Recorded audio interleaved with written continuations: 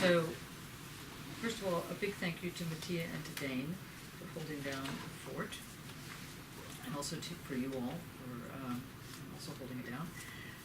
I'm assuming that we're actually at week 5. The A is A. Yes? Yes. Yes. How many people are loving Heidegger? I mean, in terms of the identity and difference. Good, good. Slowly. Oh, good, good, slowly, good. Okay, that's about 2.5 of you.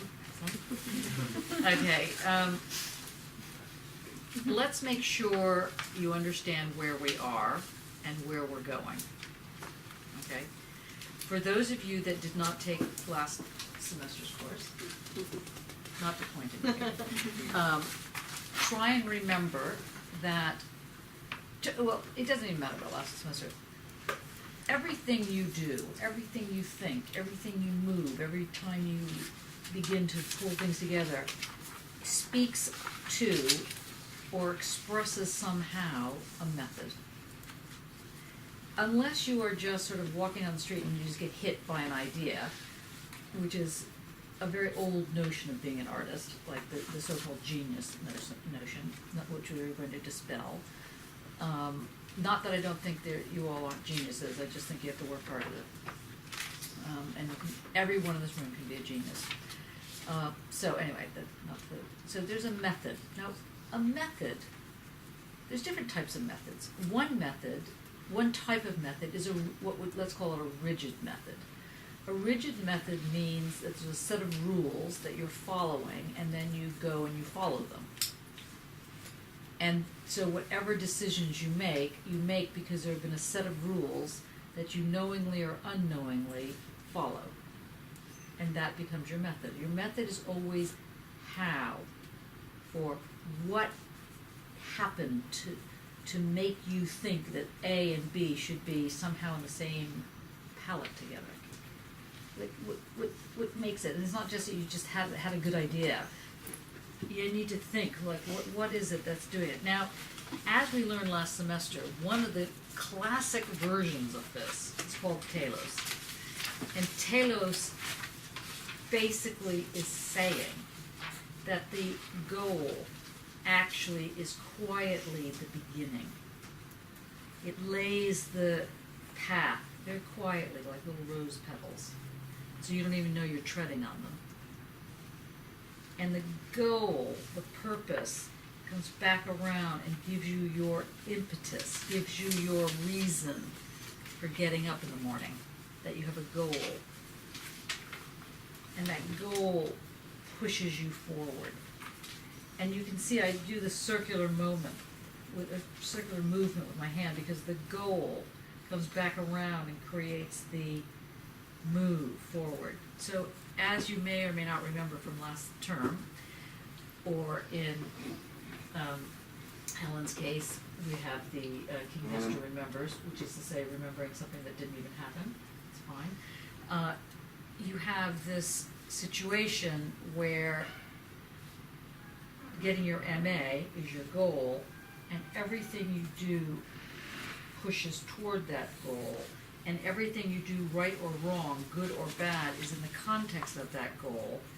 That goal, therefore, forms a ground. It gives you your purpose. And in a time period when purpose is hard to find, we're living in a modern environment, we're living in many of us are living in a godless environment, in a putting forward the notion of the individual first, all this kind of thing, where things are relative, whatever this means, we'll get into that later. When we're moving in this direction, the ground evaporates, and you feel, or you could feel, very alienated. You could feel very lost, because the ground, unless you have a goal, the ground seems to not be there. And so you're kind of like falling.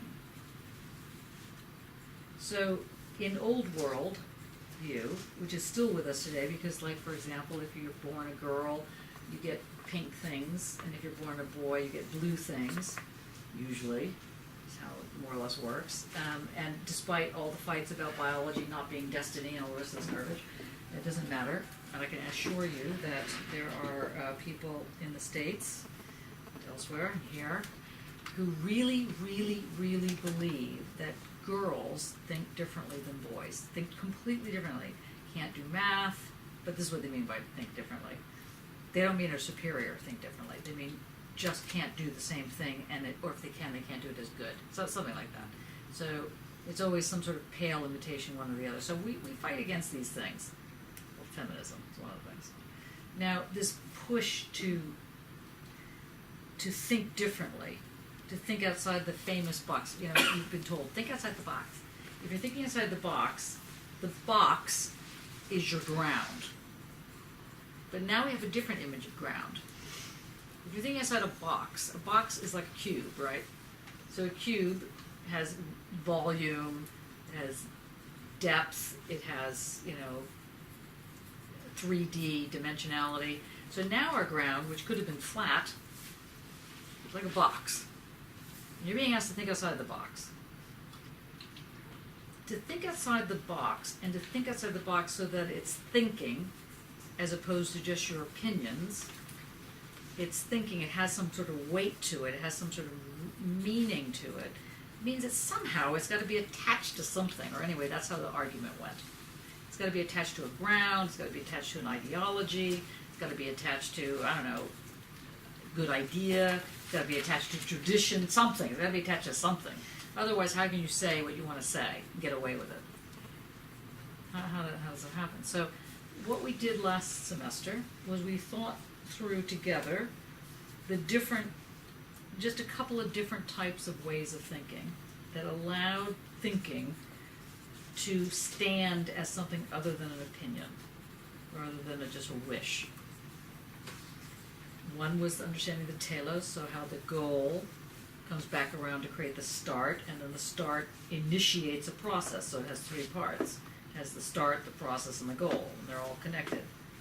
And as you know, that was referred to by Deleuze and Guattari as arboreal philosophy, as a tree. You have a seed, and the seed unfolds, and it becomes an oak tree. Well, it's an acorn. So the acorn cannot become a horse. The acorn cannot unfold to become a Maserati car, no matter how much the acorn might want to be a Maserati car. It will unfold to be a tree. And that's telos. Because the good news about telos and the bad news about telos is the same news. It can't go off its path. And even today in genetic engineering, that's what they're looking for. When they say, well, we're trying to find the gene. Oh, by the way, speaking of which, sorry about this, commercial interruption. Newsflash just came over right now. There has been a massive breakthrough in cancer study. They have found how the genes can kill off cancer cells. Just came out today. By not improving, but by Getting forcing immunity. Yeah, by forcing the T cells to, and that's just incredible. That is like a very, very serious breakthrough. So back on track here. So now, the way in which people begin to think these things, and you think, well, how come they couldn't have thought about it before? Did they not just have the tools? Well, partly they don't have the tools, but there's an old saying, don't blame your tools. And it's because the tools aren't the whole picture. Sometimes you have to change the whole way you look at things. So if you're looking at things as having a path and everything's connected, you're never going to understand viruses. You're just not. You're just going to be in a viral moment, or a network moment is a totally different animal than something that unfolds very predictably, like so. So those people that are trying to find like the gay gene or the female gene or whatever the thing is, and always say, oh, there's X chromosomes and there's Y chromosomes, whatever the thing. They're trying to make it so that it's a telos, are caught in the structure of telos. So you have to be very careful about it. On the other hand, it's very reassuring to have telos. You have a goal, go off and do it. It's one of the great things about doing a PhD. I'm trying to remind him in a bad mood. The great thing about doing a PhD is that you have this direction. And everything you do somehow attaches itself to getting that thing. Right? So the telos is still with us, is still a very important thing, and it creates this path, and the path is the ground. So, to backtrack so you're with me here, so the method is a path. Now there are some very famous philosophers who we will studiously ignore, who argue that there is either no such thing as a method, or there shouldn't be one for artists. And many of them were located at the CAA, turns out. Just want to mention that. They completely flipped out when I kept mentioning that I worked in method. And they said, well, then you're a scientist. It's like, whatever. Anyway, it's like, actually, there is a method to how things work. Maybe it's not a method, or maybe it's not the method, but a method comes in, otherwise it's difficult to think. Now, one way of coming up with meaning is, as we found out last semester, is to make what is called a deep cut. Is to have this horizon around which you can say, you can fight off against it. You can have this cut so that you can begin to, you may be this, but I am that. This and that. Here and there.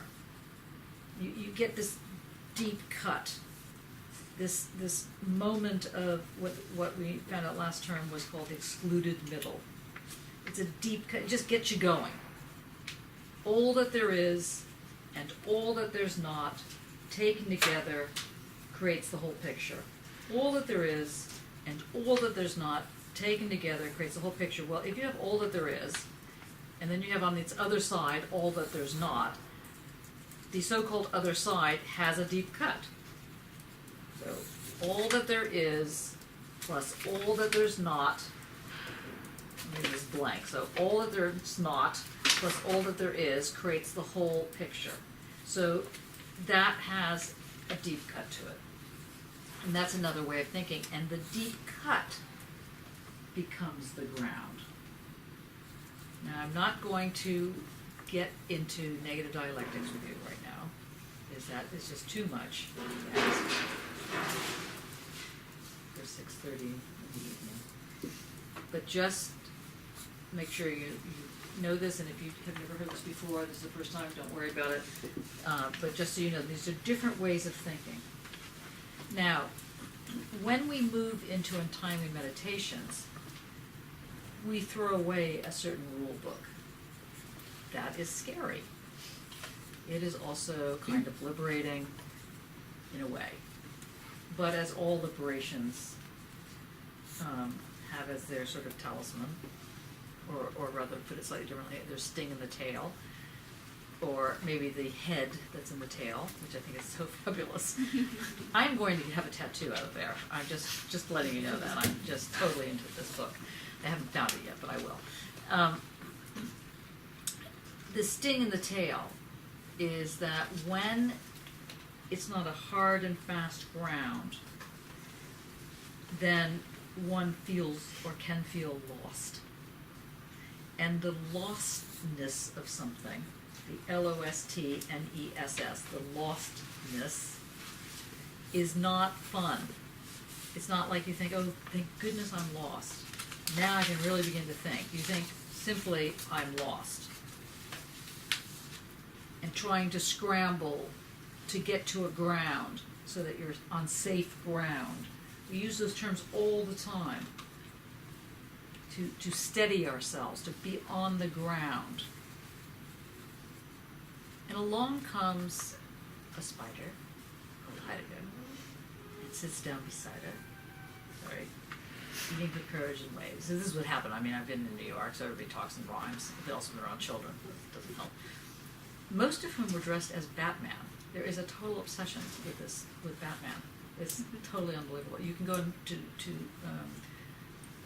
food stores, and little people are dressed in, I guess it'd be really weird if the parents were also dressed as Batman. But it is weird enough to see all these kids. In fact, one of the children was very upset because he was dressed as Batman, and he saw other kids dressed as Batman, and he was the Batman. So this was a bit of a problem because now there were several Batmans running around in the grocery store.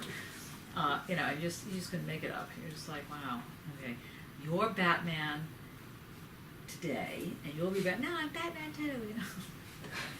Who wants to be Robin? No one wants to be Robin. Okay. Anyway, so back on track. And by the way, there's very few superheroes for girls. I was having such a nervous breakdown. I was trying to get superheroes for girls, and so I got in a big argument. And here I'm dealing with death and suicide and things like this. And what are we arguing about? We're arguing about the fact that they're not superheroes for girls. And somebody was saying to me, well, there are many superheroes for girls. I was like, name one. Wonder Woman. I said, Wonder Woman was made in like 1960. And besides that, anybody who has a waist that's smaller than an eye doesn't really count as a superhero at this point. So there's got to be another superhero. Well, Catwoman again. Think about it. We've got the Hulk. We've got Batman, obviously. And Robin, who's now put on a lot of muscles, as it turns out. We've got Wolfman. We've got even the there's even villains. There's not even a villain. Morticia maybe, but she's not really a superhero. And on it goes. So I was like, So anyway, if you can come up with more than 5 superheroes for girls, that are clearly girls, that are meant to be girls, I'll fall over. Okay, I almost went to a toy store with one of the parents because we got in such an argument. Let's go to a toy store, any toy, I don't care what toy store it is, and let's just go see what they have for girls. And if there's one more thing about cooking, okay, and baking something, not that girls shouldn't cook and bake, I think it's fantastic. I think everyone should learn how to cook. Marvel has put out a character, a female character, Muslim superhero. Oh, really? Yes. That's With great. hijab. Amazing. Fabulous. I think there are a lot of Japanese comic book superheroes who are women, like pregnant superheroes. And Really? Yeah. Ah. That would never go over in the States, I can assure you. Having pregnant superwoman doing well, maybe, but I doubt it. That's great. Very, very much more advanced than Japanese. Anyway, so that was just a digression. But what allows one to not see that is the ground. The ground that you have that organizes how you're thinking can be very, let's say, narrow. Now, what Heidegger is proposing is a completely different move.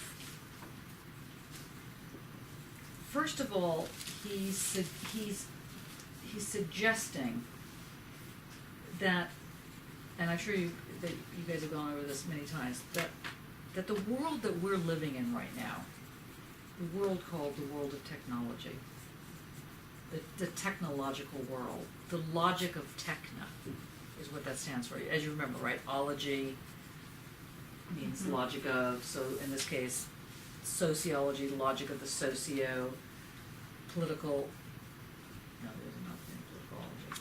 Anyway, don't confuse me with that.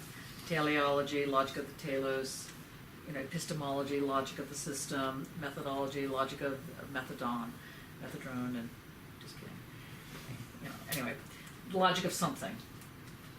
Technology is logic of techna, spelled T-E-C-H-N-E with a bar over the N, a flat bar over the N. And good luck trying to find it you probably found it, probably in the Greek thing, but try and find the bar. It's very hard to find, and then try and put it on. I could only find it in mathematical symbols. Just a challenge. Throw it up to you. Anyway, logic. So what is techna? Do you remember what techna was? What does it mean to say techna? Okay, since we're going to do a quick review, you don't need to respond. Method of revealing. No. Techna is the ability to grasp something. G-R-A-S-P, grasp something. Now, I use my hand because the ability to grasp and to pull it toward yourself, that gets corrupted into technique. You have the technique of grasping. Now, I'm showing you with my hand grasping, but you can grasp with your brain. That's called comprehension. You can grasp. Oh, yeah, I got that. I understand that. I grasp it. I get the problem. You wouldn't really say I grasp the problem. That sounds a little bit, ridiculous. You grasp it. You pull it towards yourself. And the way in which you grasp it, not that you grasp it. That's step one. That you're able to grasp it. The that of something. Very important. Nietzsche was always saying that people need to understand not only that one must think, but one can think, that one thinks. You grasp the that of something. But there's also the how it's grasped. I don't know if I can say that word tonight. It's how one grasps something, grasps the thing. So it's not like, I could just go out and knock my coffee over and run and grasp something. That would be kind of an awkward way of grasping it. Or I could do it very delicately. I could have a little pirouette, and I could swing around, and I could grab the egg on the table, or whatever that is, and bring it toward myself. You could do it many ways. You could grasp totally different ways. So the how of grasping is also a method. So let's think about this again. So you have the grasping of something, either by your brain. Oh yeah, I get it. You grasped it. You sucked it into yourself. But how you grasped it, not just that you grasped it, how you grasped it. You could do it in a very oafish sort of way and knock things over and, sort of cause a lot of issues to happen. Or you could do it in some other way. Some sort of, let's say less clunky way. Now the question is, how do you know which way is better? Answer, you don't. Relief. So you don't need to know in advance if it's better. You need to let go just a little bit, not too much. You don't need to let go so you blow your brains. You just need to let go a little bit of the rational. By rational, no, not rational, but of the rationale. So what later we'll find out Deleuze will talk about it as cognition. You have to not recognize it. You don't have to recognize something. You don't have to cognize it. You just have to grasp it in a way that gives it some kind of something. Hence, some of the work that you all are doing, there's no meaning, there's no deep meaning, or even superficial meaning for why some things are together. They just kind of work. When you grasp it, and after years of playing around with grasping, you get how to do it this way as opposed to knocking something over and causing chaos. Or sometimes knocking it over is the way you want to grasp it. So I'm not just saying it has to be smooth and charming. Maybe you need to dress up, put on a little ballerina outfit, a little tutu, and go sort of pirouetting out, and then grasp it, and then get back, pirouette back, sit down. Maybe that's the best way to grasp something. As I told you before, at Cambridge, when you had to take exams, you had to dress up in evening wear. You still do it at Oxford, Yeah, we still do it at Cambridge, yeah. And I, for one, am for that. I think it's fantastic. First of all, I love dress up. Second of all, I love dressing up in completely mad ways. Now, they wouldn't accept a tutu, obviously. You can't dress up in anything. You have to dress up in evening wear. But it is kind of interesting when you think about it. Can you imagine sitting around with everybody in tuxedos and gowns, writing on, discourses on inequality? Well, actually, no, at Oxford you could imagine that. But anyway, the point is that think about it. Think of just how fabulously bizarre that is. To come dressed to class. Lily's going, absolutely not. Horrible idea. You have, and it's not a uniform. Well, it is a uniform, but it's a uniform of looking good. Why? Because there's an argument that if you look good, if you take care of yourself and you sit up straight and blah blah blah, then you can begin to grasp something, because you're kind of, you're scrubbed, you're alert, you're like focused. You can cheat your way with that into Okay, that's system. not actually why people are meant to be dressing up. They're not trying to foreground cheating. Okay, they're trying to foreground just dressing up. Anyway, the point is the how and the that. The first is that you can grasp and pull it toward yourself. And the second thing is how one grasps and pulls it toward themselves. And now Heidegger throws in another thing. And he says that grasp, you're not just sort of walking around, I think I'll just have that, I'll just grasp that little thing and pull it toward myself and walk out with my 3 cans of tuna fish, which, by the way, there's this tuna fish that I particularly like, which is in a glass jar. It's what do you call it? Albacore tuna in a glass jar. In this country, cost £3, something like £2.50, £3, which is okay, a lot for a jar. In the U.S., the very same jar of tuna costs $17.95. Now, even at the most extreme exchange rate, let's say 100%, but it was like £9 or £10 for this little jar of tuna. I just want you to understand the issues I went through when I was there.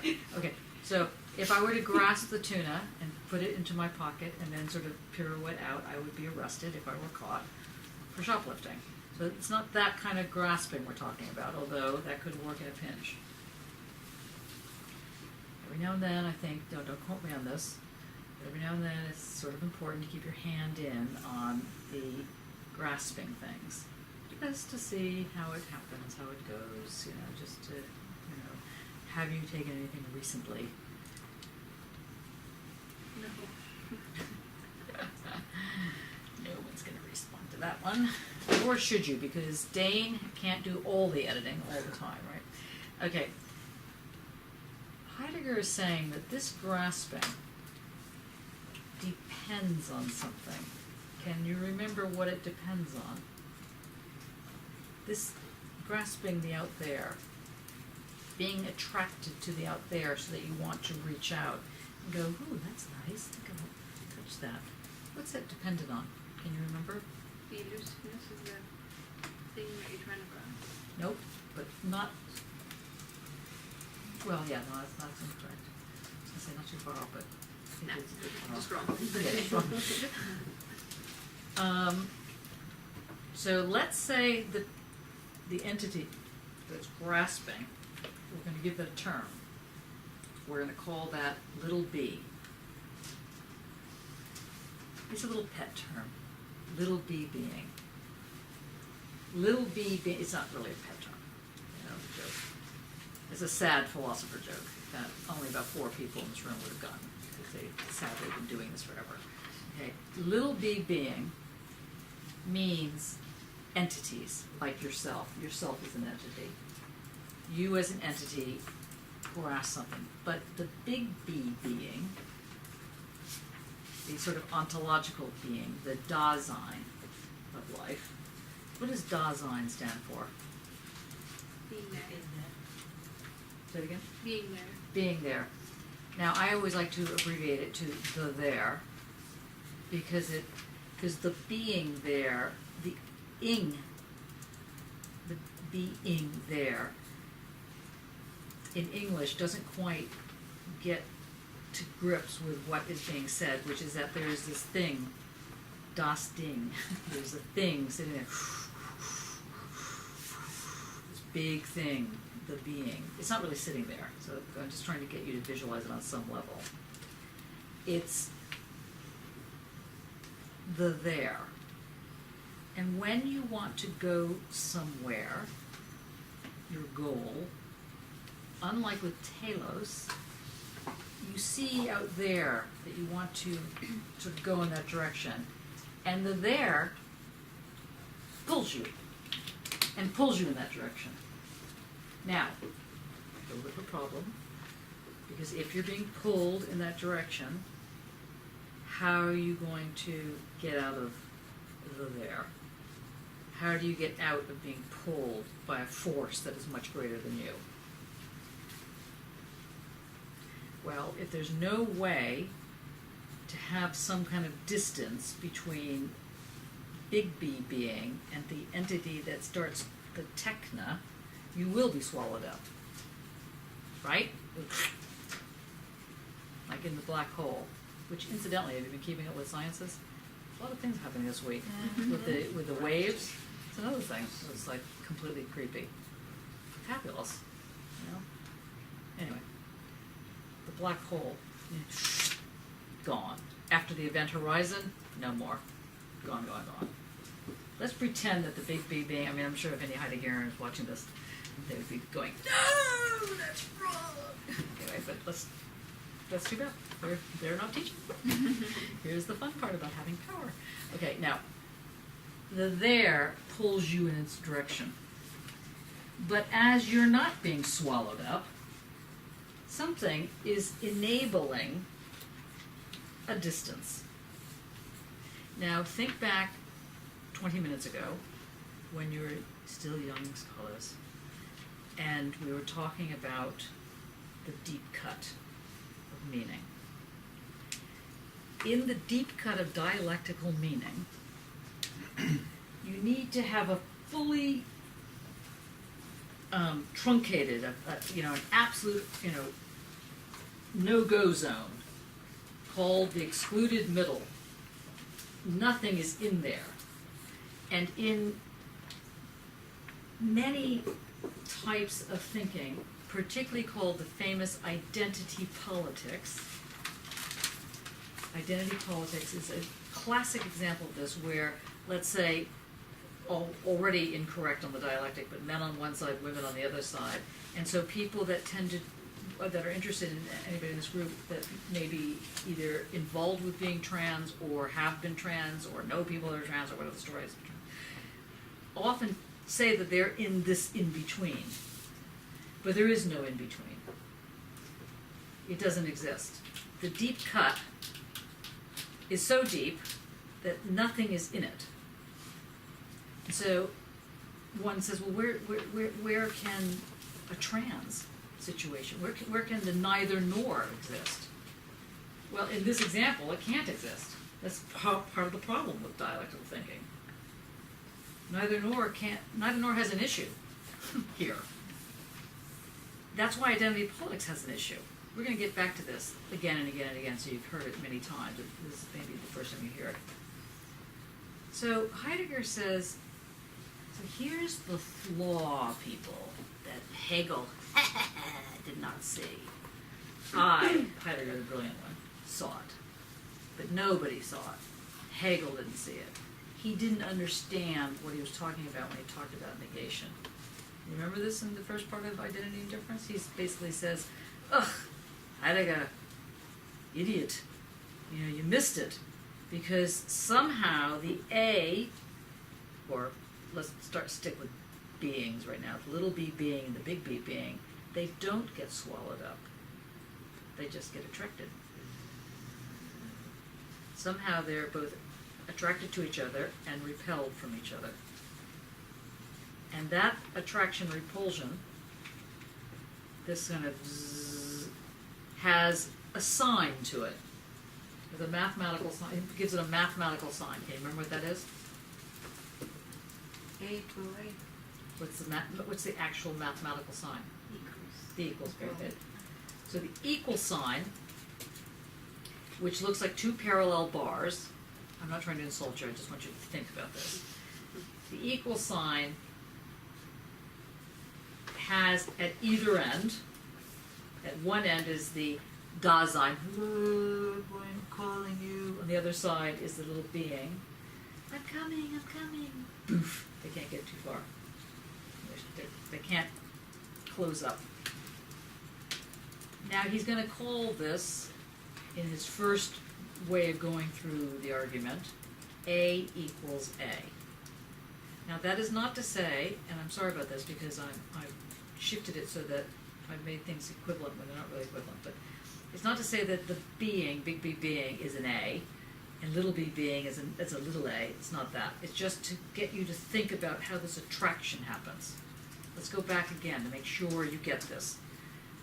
Grasping, and we know that a grasp is one based on that you can grasp. So that's very much following the Enlightenment. The Enlightenment says you can think. Same idea. You can grasp. In all of the sentences, in all of the senses of that word. Get it, I picture it, I can grasp it, or I can also grasp it. And so in this grasping, it requires an individual, it requires the ability to know that, the ability to know that you can grasp, and then the going off and grasping.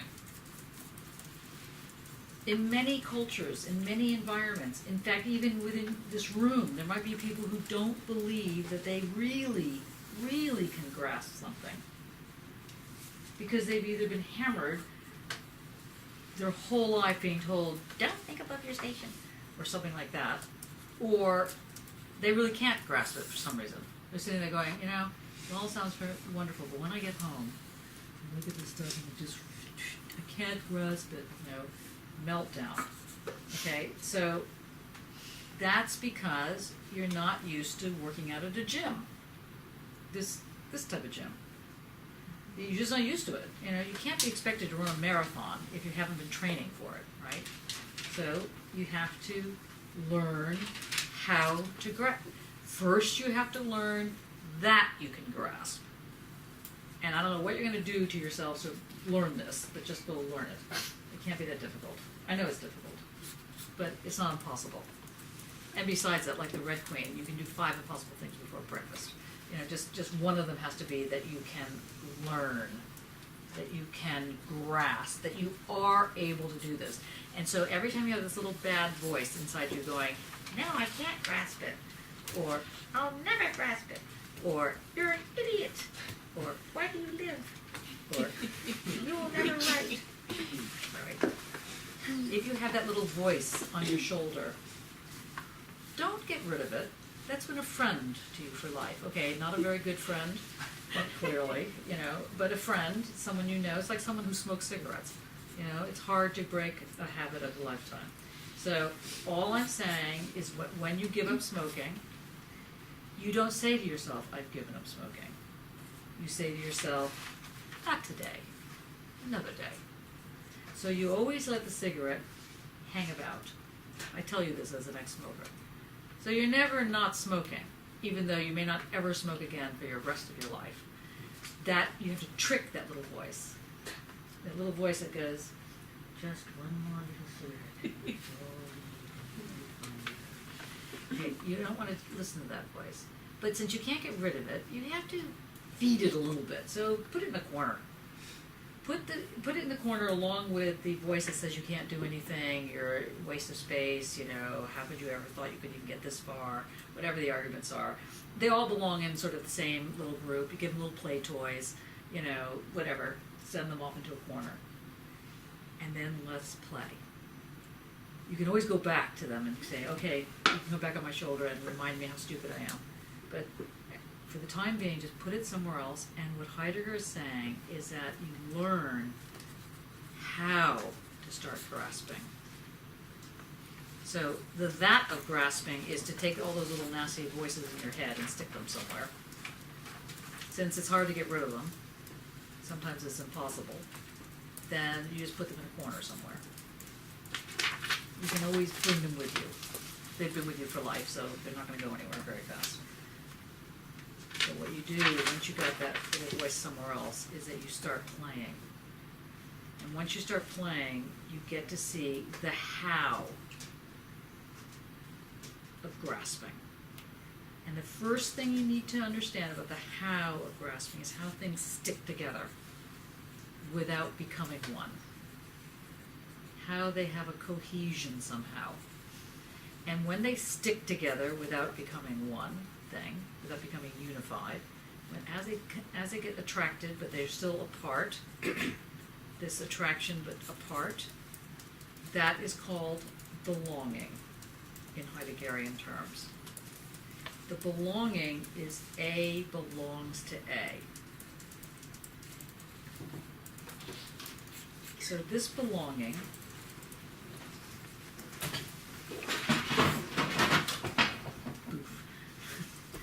here, there's a C here.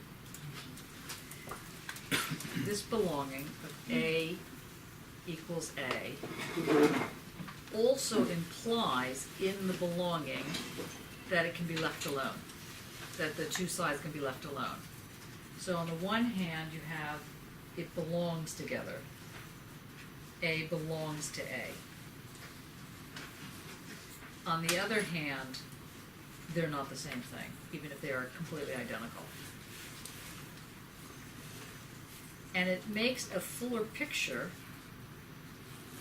of this ability to grasp. Now, are you okay with that sentence so far? James? Exactly. Yes, So we're going, because I'm going to now ramp it up. I would like you to shed light more on that. It belongs to A. Okay, The reasons they are not identical because I feel that those two A's, they have the same attribute. Isn't they it? are exactly identical, but they're just not the same thing. Can you throw light on it a little bit for me, please? Yes.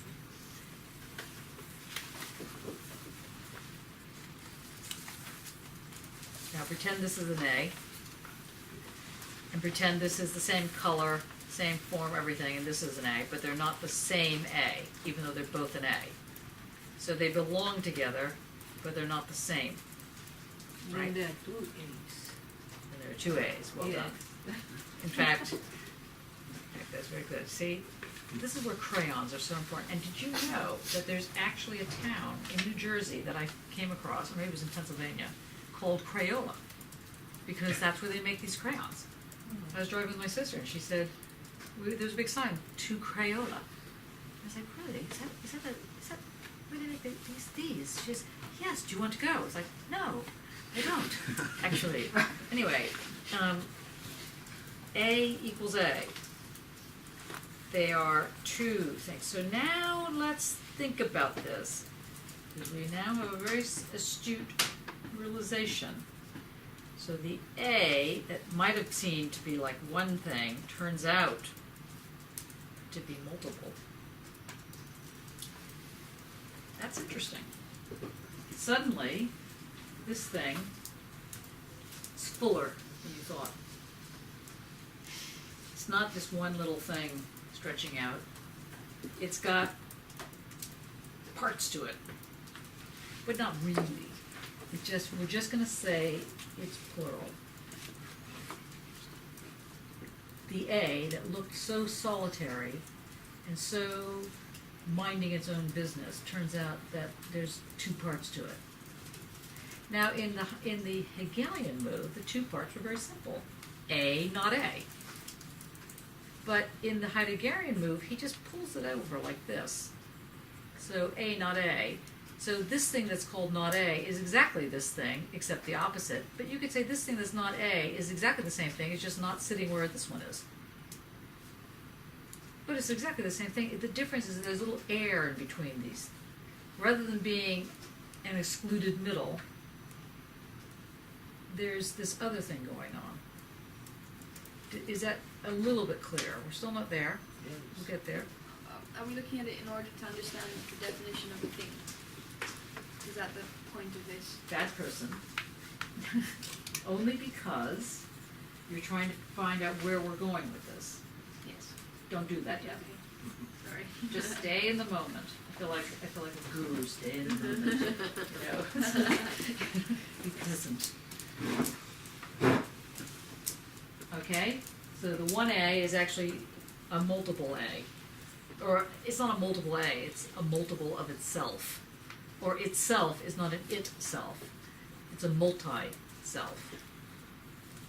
Is that sounding all right, or does that sound absolutely ridiculous? Furrowed brow. What is furrowed? What do you think you wrote to? Just a Let's furrowed see. brow. Okay. Fred? Yes. Yes.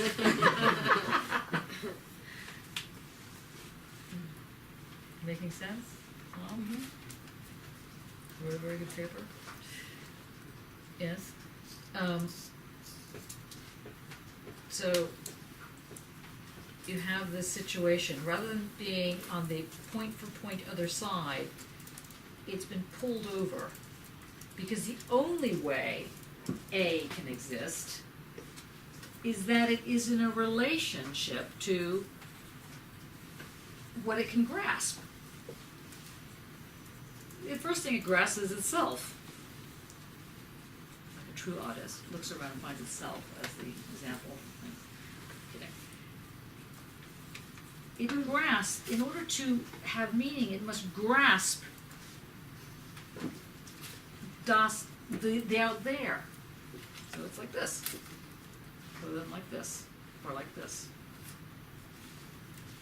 So A, to say that A is A, which does sound a little bit lunatic, because you just think, again, I always think, Heidegger, yes. You know, A is what? A is what? Martin, what is it? It's A! Okay, you know, like crescendo ended. Right? You really think, losing it.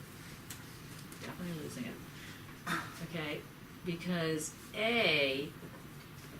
for A to be something, including itself, it has to be in a relation, in this case, to itself.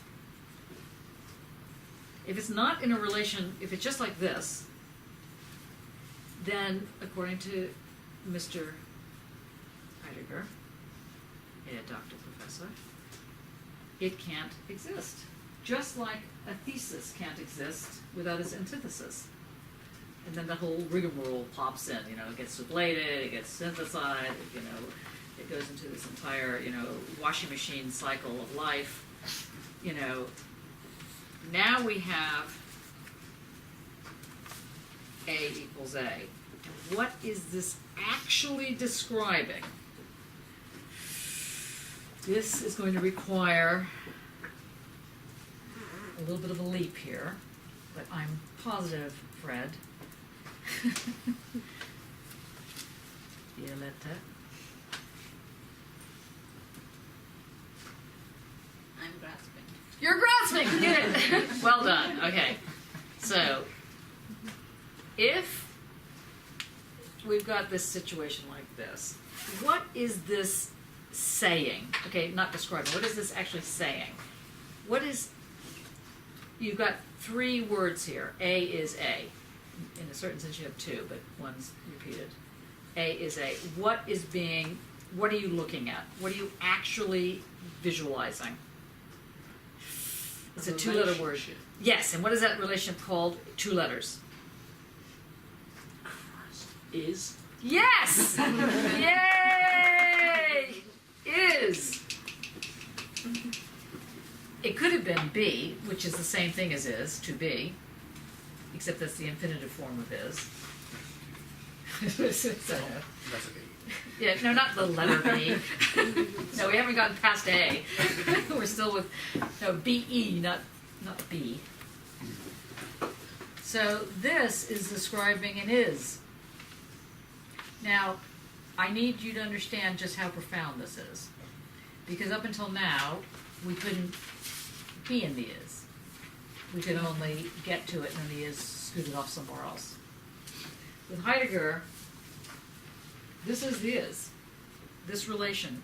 The grasping and pulling to oneself, and then at the same time being grasped by the Dasein, and it pulling you toward it, that creates this tension, both of pulling away and of trying to belong.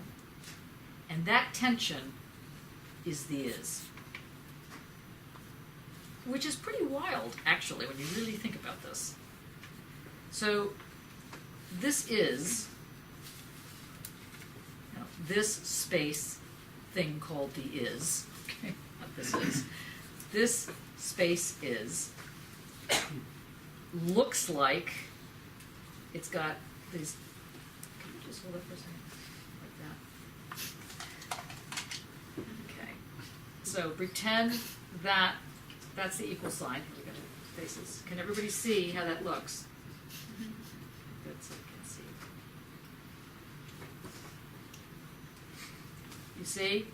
The equal sign. Now, if we dropped the A's, we would be left with just the equal sign. That's Einstein. Einstein beat Heidegger at his game. But Heidegger says that you can only have the relationship if you have the two endpoints. That relationship doesn't exist unless you have the two endpoints. Now we'll get to Einstein later in the year. But just so you know, eventually we even lose that. But at the moment, this is the ground. This is the is. This is The tension is the ground. the whole thing. Oh, The whole A thing. to A, or the little b, big B, stuck together, belonging, separated, that forms your ground. And that ground is what keeps you from floating away. From that ground being, that people will say to you, you need to be present. And if you don't feel like being present, it's because you're exhausted, or you feel like you're floating away or something like this. So Heidegger is saying that we're going to be in the ground.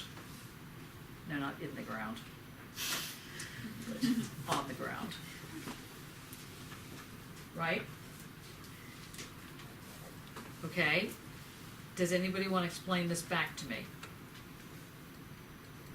Other than Dane and Mattia. Probably don't want to explain it. Julie? As I understand it, you have. When I read the Heidegger started, it was being and thinking. Right. The same. Right. Or A equals A. And their relationship forms something as The relationship forms this little space. Yeah. Right. Go on. So it forms. We need to do, yeah. Okay. Right. So this one is one being. This one is the other being. Right. Yeah. Okay. And so it forms this whole thing. Right. From this point to there. Like that. Right. Yeah. Okay. Now Foucault is going to call this, as is Heidegger, a discourse. This whole thing is a discourse. And the discourse creates a kind of parameter, except these are not fixed parameters. So even though it looks like a bit of a circle, or you could put it like that so it doesn't look like a circle at all, it creates this imaginary ability to create the space and to create the opening. Right? Yeah. Okay, that's good. Fred, Yeah. how can you just also translate it? Oh God. Okay. I'm glad you recognize who sits before you, but still. Yeah. If you can just. So this is the kind of the relationships we were talking about. He's not doing what Hegel says by putting things into each other, so much as he's holding them both together at the same time and seeing the relationship between the two of them. That Yes, tension. and not only that, not only is he holding them, but he's saying they must be held. There's a necessity that you can't have thinking or creating or being without this tension. You can't, it doesn't exist. It doesn't exist as a deep cut that you're working against or working for, or trying to be in an abyss or something. It happens because of this inability to get swallowed up and inability to stay apart for too long. As Heidegger puts it somewhere, which we'll go through in a minute, he says that people want two things. One is to belong, and the other is to be left alone. And pretty much want this simultaneously. You want to belong, you want to know that you belong, you want to be loved member of a group, you want to belong. And on the other hand, in belonging, you don't want to be a member of the group. You want to be left alone, you want to be individual, you want to have your own solitude. So it's not like you want to be a member of a group in order to have no identity. You want to be a member of a group precisely to have an identity. And the only way you can have an identity in a group and not be the group identity, in order to have your own identity, there has to be an ability to both be and to belong simultaneously. Got it? Be, belong simultaneously. Be, belong simultaneously. So the first thing you're learning out of Heidegger is how to think plural at the same time. Belonging, together, togetherness, community, not belonging, being left alone, doing this at the same time. When that can happen, the moment of thinking pops. Belonging, not belonging. It's not, today I'm going to belong, and tomorrow I'm going to be by myself. It's actually, in order to be by yourself, you have to belong. But belong to what? He's not saying join, Cub Scouts or something, or whatever the equivalent is over here. He's not saying join a group. He's saying you have to know how to belong to being. You have to know how this works.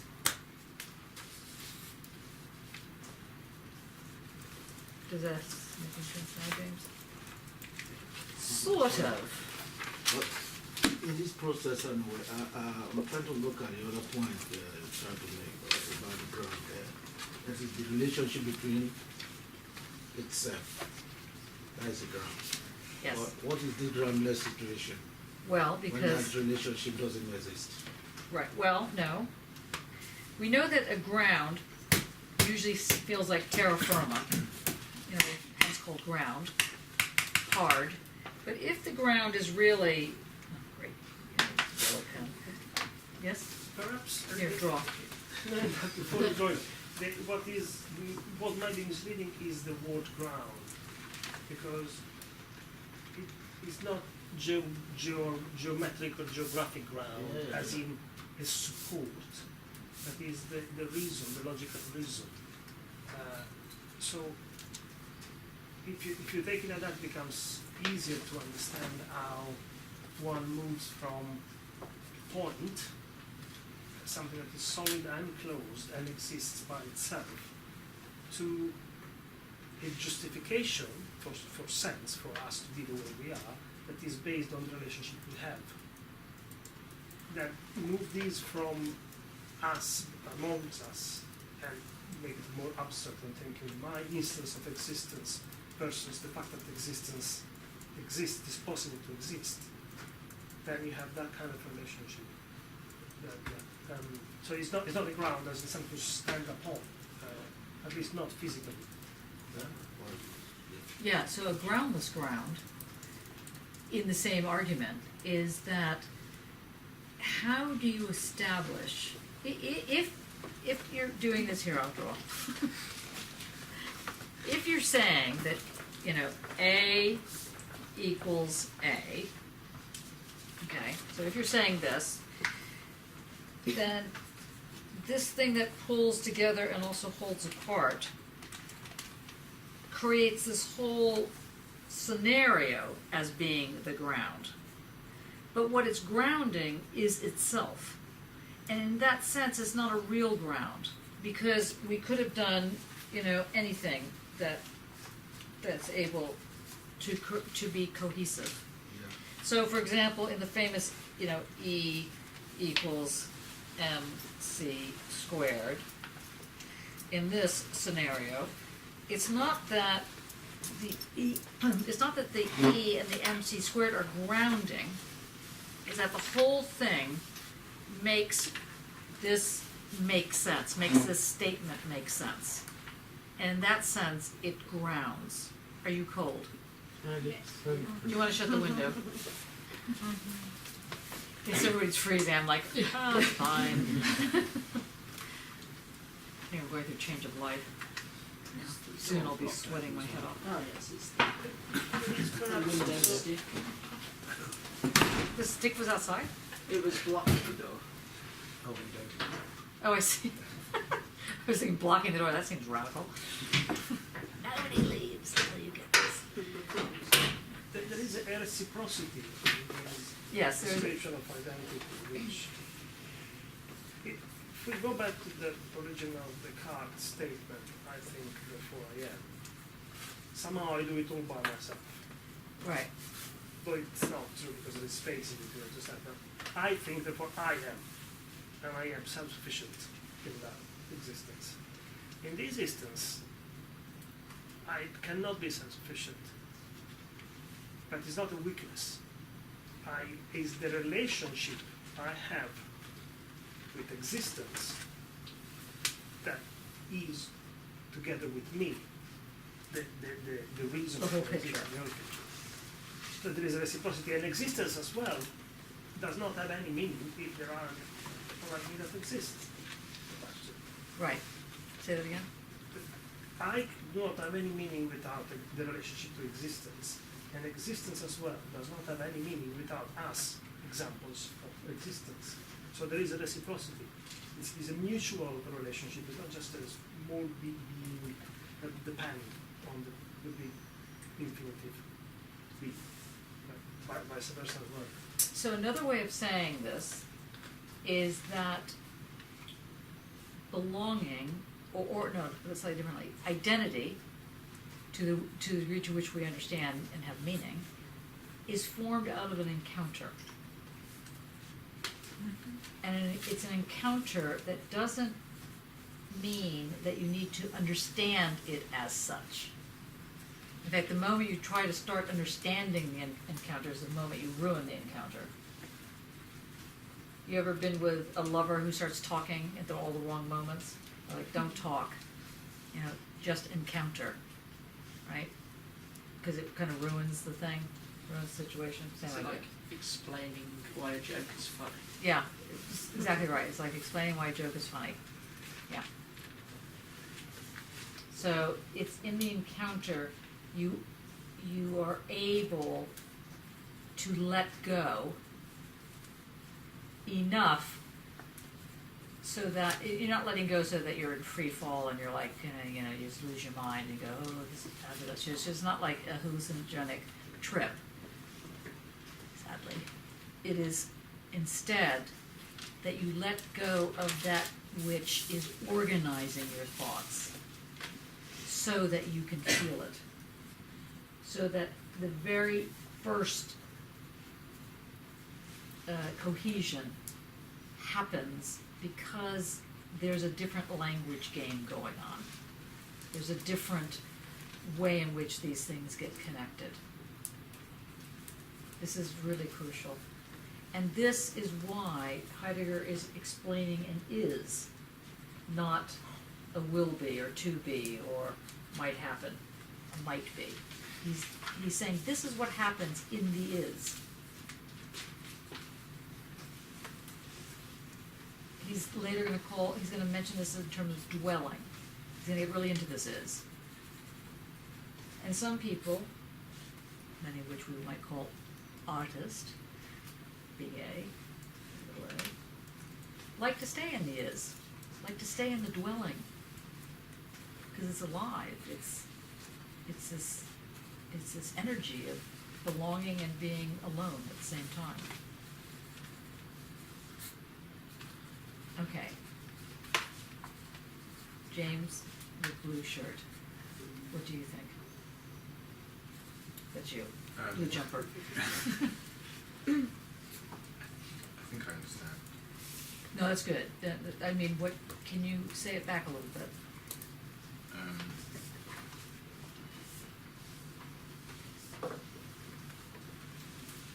I can't. Okay, that's okay. What do you think the equal sign stands for? Yes. Yes, good. And in the Heideggerian moment, the is includes its endpoints, right? It includes A and A, or includes being and big B being, or man, as he calls it, and Dasein, right? And so that's all the is. All of it is the is. Okay. Does that make sense? So the is more than equals. The is more than equal sign, yes. Yes, it has to have that relation, has to have the entities in there to make it work. So the is not an abstract is, it's populated things. Which is why, in the end, not that we have to skip ahead, how many people read the end of novels before you? Oh Anybody? no, it's a very bad thing to do. You can't read the end of the novel, surely. Well, we have about 5 people in this room that do read the end of novels. I do. Oh, Shame on you. Okay, so spoiler alert. Okay, Heidegger does give up trying to solve this problem at the end of the book. Seeing that you're not sure what the problem is, we're in good shape, so you don't know what has been spoiled now, I'm not telling you the answer. But for right now, so James has hit it right correctly on the head, that the is includes the endpoints, as it were. Although we know that the A equals A is not really endpoints because it kind of shifts around and they're not really at an end. Because let's say the equal sign is actually rounded. It doesn't have to be literally like this. Like the equal sign could be, I don't know.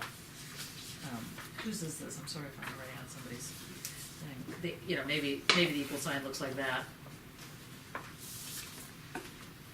Maybe it's, like an overweight equal sign, bulging equal sign.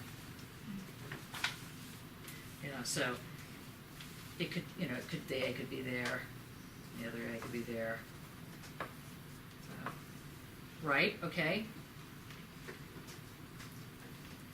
Tom, how are you seeing this? I see it as a sort of a balance. Okay. Can you explain a little bit?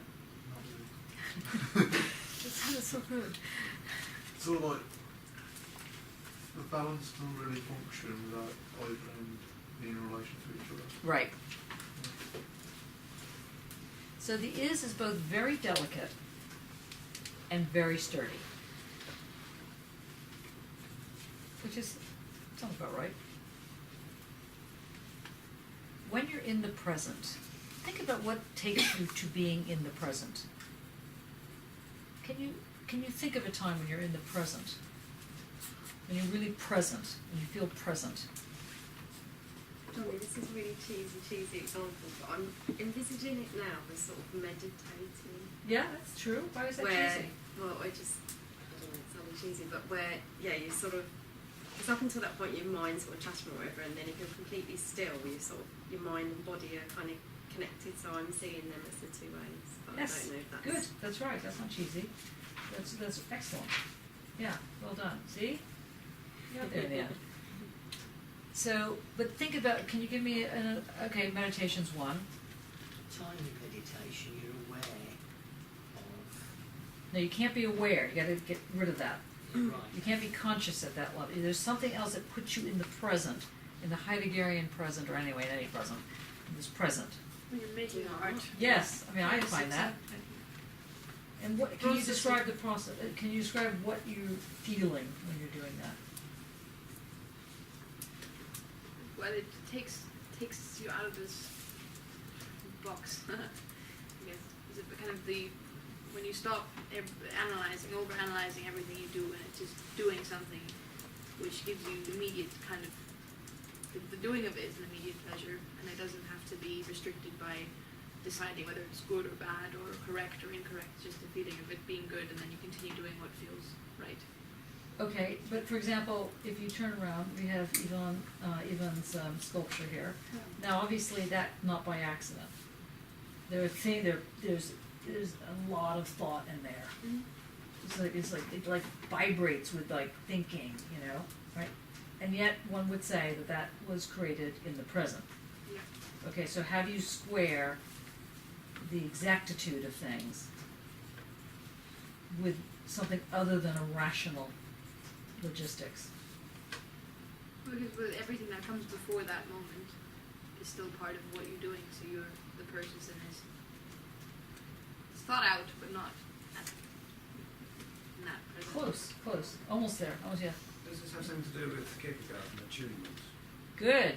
It's non-mediated. It's the immediate sort of connection between you and your art, or between A and A. There's something sort of primordial about it. Not perhaps that's You something think sort of swamps? Well, immediate. Well, I said primordial, and immediately thought of something coming out of the swamp. But Yes, we could Oh, analyze this for a while now. Existence, not non-existence. When you do artwork, it's like existence, non-existence. No, it's not existence, not existence. it's uncontaminated by representation in bubble, basically. Yeah, that's true. It's somehow kept simple. And yet there's, go ahead. It's probably completely wrong, but is it like that artwork is thinking itself? It's just this. Yes. Yes. Now, if it is just is, but that's not going to work. That's like saying I like the painting. Okay, you got to. It's close, but it's not enough. So, can you put some more meat on that? I'd like to be able to, but no, it took me long enough to get to where that might be a possibility. Well, say it again. The artwork, it's thinking itself. Okay, so warm, so warm. That Julie, wait, Julie's going to say I just wanted to mention something that I've had on my studio wall for quite a long time. a fly. And it's a Kafka quote, Oh, yeah, what did it say? and it talks about being still and just letting things come to you, Mm-hmm. and just not. It's like what I call my insurance policy, because for a long time in my earlier career, I worried about whether things would come, and then I realised they'll just come, and that statement just kind of makes you connect. Yeah. I never don't connect. Interesting. Okay, yeah, that's a part of this. What you saying? I was going to say that sort of is that equal sort of boing. Yes. That's the start of thinking. Yes. That is thinking. That boing and the boingette. The In and out. the kind Simultaneous of being boing. belonging and then the longing to be. Mm. The simultaneity is the thinking. And understand that as being quite complex and precise and yet open. So it's a different form of precision. It's not the precision that makes things all fit neatly. It's a precision that allows for openness. Which is why not everything you do is art. I'm sorry to be the bearer of bad news here. Some of the things you do is shit. Right? We've discussed this in the Freud section. But because you're giving it away, I give you my gift. It's from me, my body. And give you a gift, my art. Okay. As Bataille would call it, experimental philosophy. Sometimes the shit is good, actually, as it turns out. But you need to know how to make that happen twice then, and not just by accident. There's a precision in your art, and that precision is located in how you are enabled to be in the present in this way of belonging, not belonging. What Heidegger is going to develop is this notion, the simultaneity of identity and difference in the same instant. It's not like identity and then difference, identity and then difference. And that's why people have such issues with identity politics. Because it's, male, female, trans, intersexual, bisexual, a whole entire list of oppressions. Instead, what they're saying is identity is difference, is sameness and belonging. To have an identity is to inhabit difference, but to do it in a way that belongs. It is thinking difference. Are we saying they're all the same thing, or there's different sort of aspects? I'd say. We're not there yet. We can't know that yet. There is an example that Heidegger borrows from Hegel about. Spoiler alert. Only ours. That's right. That's right. About the fruit, Yeah. which is a a classic example where someone wants to buy fruit and goes to the market. And it was a greengrocer and says, I want fruit. And the greengrocer says, here you go, cherries, Sure, I apples, thought you said goes to a gringo. apples, apricots, bananas, whatever, grapes. I said, no, I want fruit. So, but again, cherries, apples, fruit is everywhere but nowhere in the existence. And each specific kind partakes of the fruit generic concept, does not exhaust it, but needs it to exist.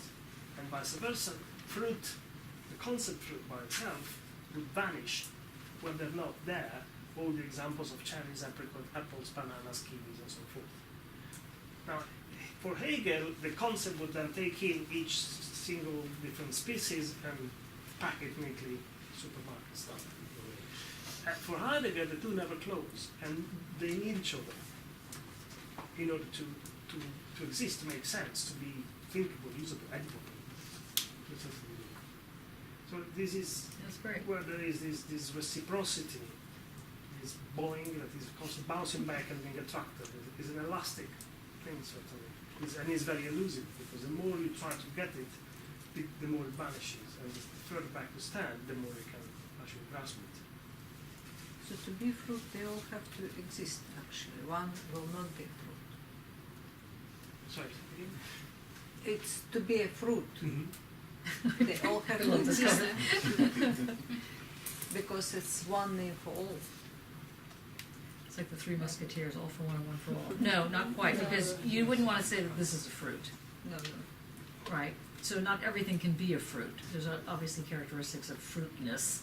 So that's why the Hegelian argument gets us into, I mean, it's a good example, but it gets us slightly away, because Hegel has an argument around essence and appearance. So this does not have the essence of fruitness. It might, It's I mean, about this. let's pretend this looks like a lemon or something. It might look like a lemon, it might smell like a lemon, but it doesn't have lemonness to it, then it's not a lemon.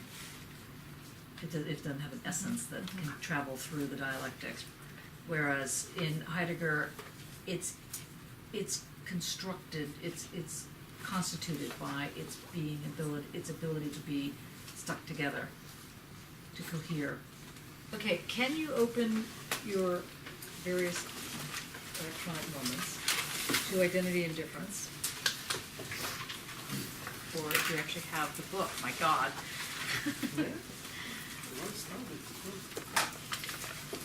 And we're gonna go to the introduction, well, let's just go to.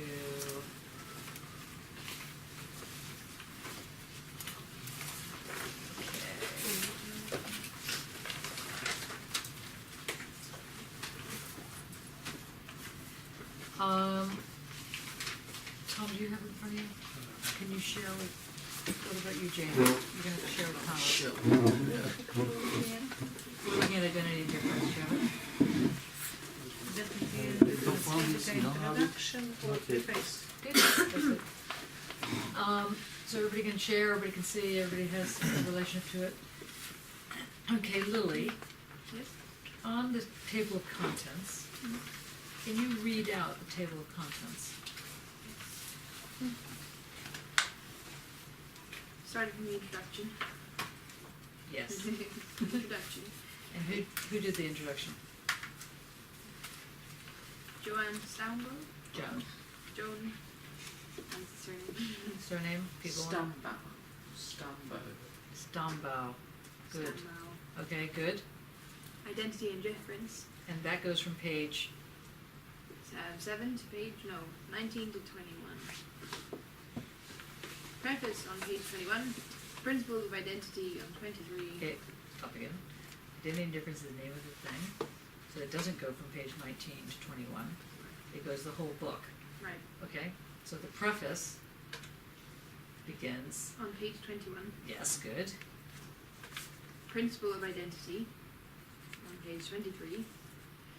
The ontotheological constitution of metaphysics on page 42. And notes on 75. So now I have a question. What do you think the ontotheological constitution of metaphysics means? read about it in the introduction, but I don't know. Take a guess. What is onto?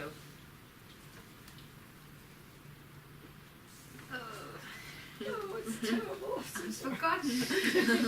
what is ontology? No. Ontic. Yeah, ground. Alright, Okay. logic of the ground. So Well, what's theo? religious. Religious. So the So- ground theory, the ground religion theory. Okay, close. Amrit, you want to give it a go? Ontotheological? The logic of the religious ground. No. Close. Amrit? I would have said the kind of the ground and religious constitution of metaphysics. That well, it kind of says that metaphysics is in itself a multiple thing. That it's slightly Which includes? ontology and theology. Mm-hmm. Ah. So the ground only exists as ground, says Heidegger, in the end, because we have to go to theology, the logic of theology, to make it work in the end. You're very depressed, Heidegger. Good. Okay. Let us now turn, thank you for that. Let us now turn to the introduction.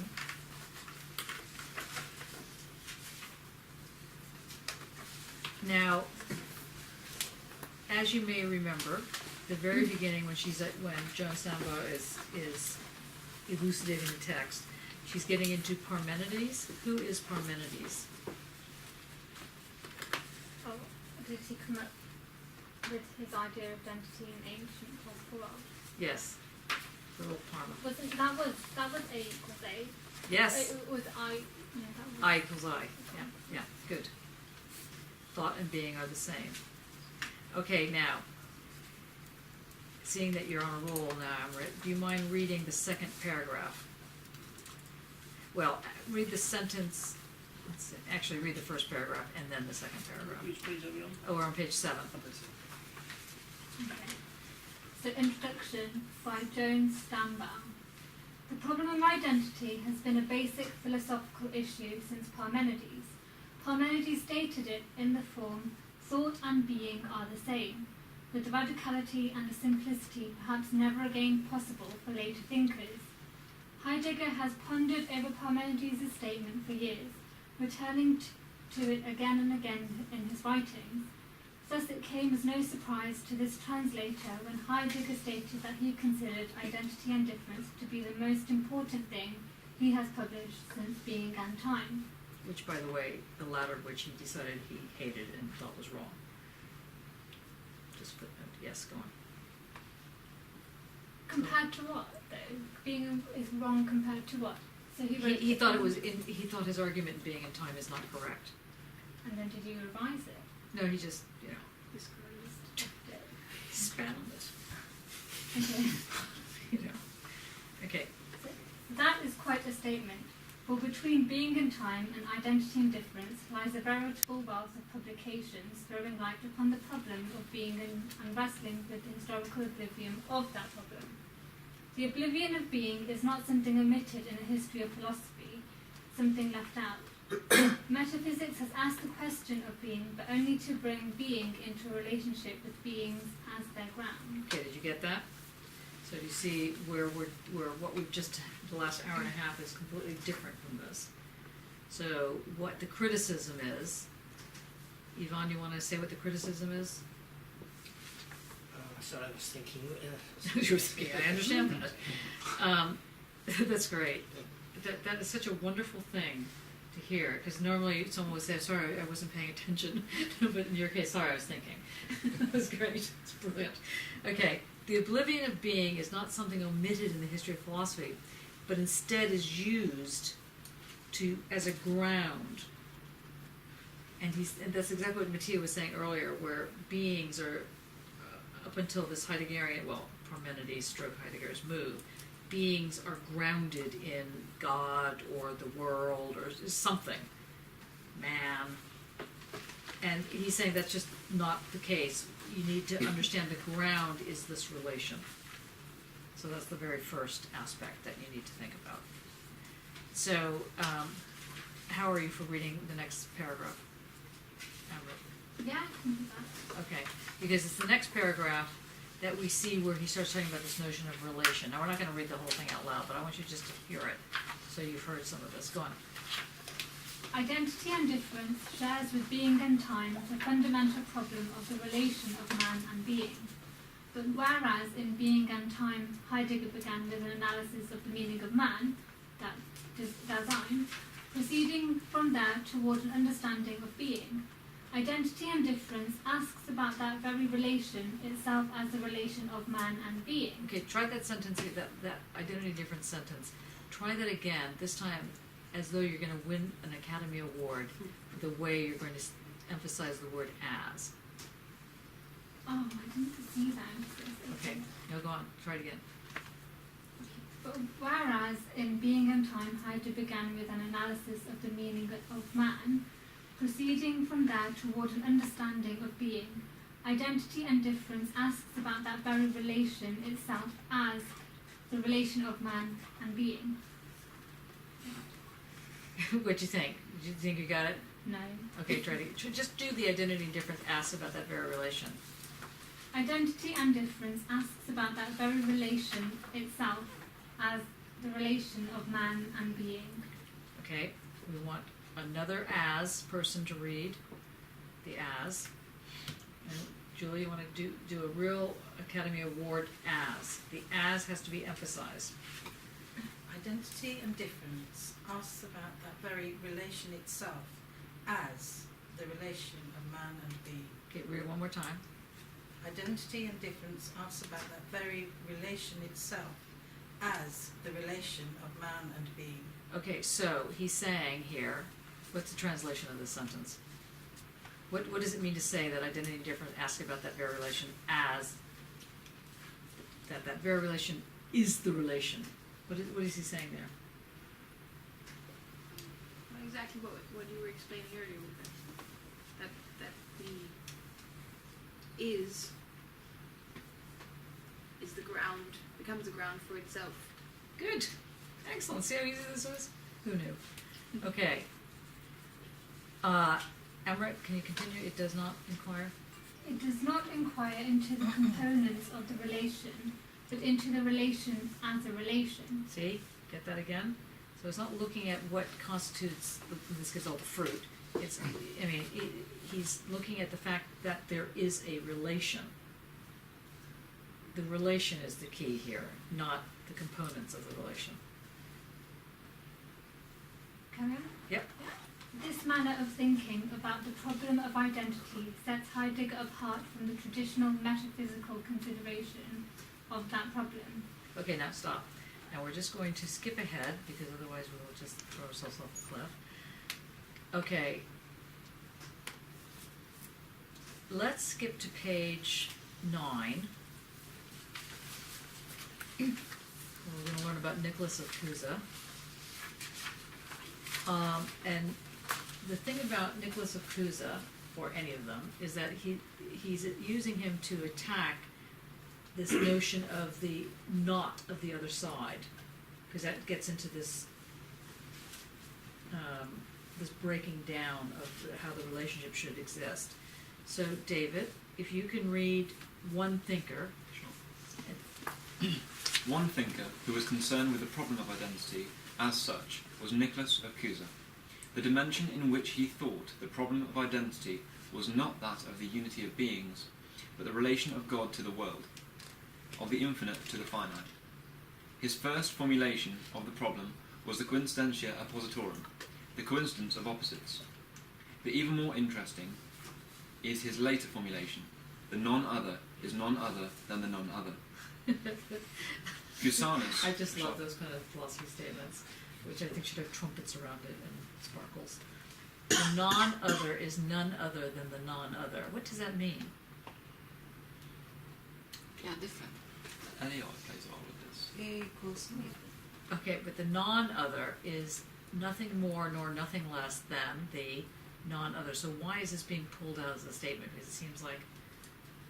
It's so introverted, it could just be the other is the other. Isn't it Or a this kind is of this. relation of identity? Yes, can you elaborate on that? Let's say In about that different. it's no more than itself, and it can't ever be more than itself in the same way that A equals A can be. Or No, it in the same way that A equal to A can't be. That's that Yeah. can't be. Good. Say it again, just so that everybody I got don't that. even know what I said. That is not fair. No, you said it right. The non-other is not nothing more nor nothing less than its relationship to itself, to the non-other, to the not itself.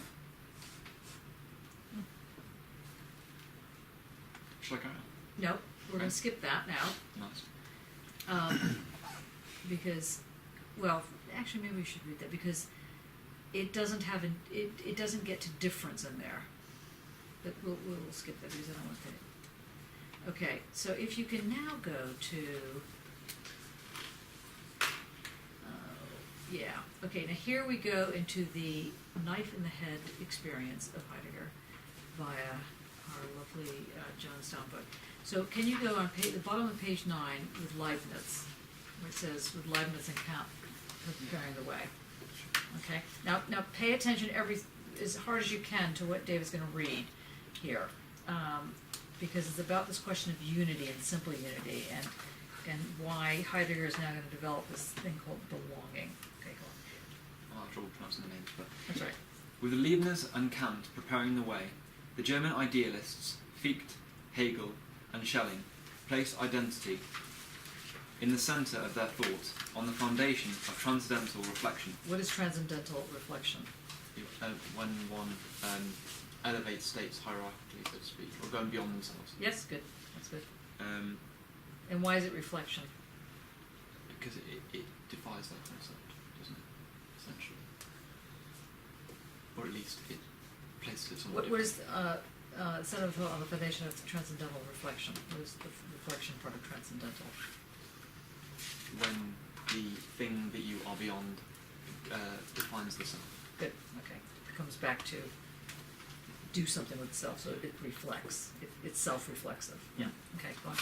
These thinkers are concerned not with the simple unity of a thing with itself, but with the mediated synthesis of subject and object, of subjectivity and objectivity as such. Okay, stop right there. Now, for those of you that didn't take the course last semester, that sentence probably makes absolutely no sense.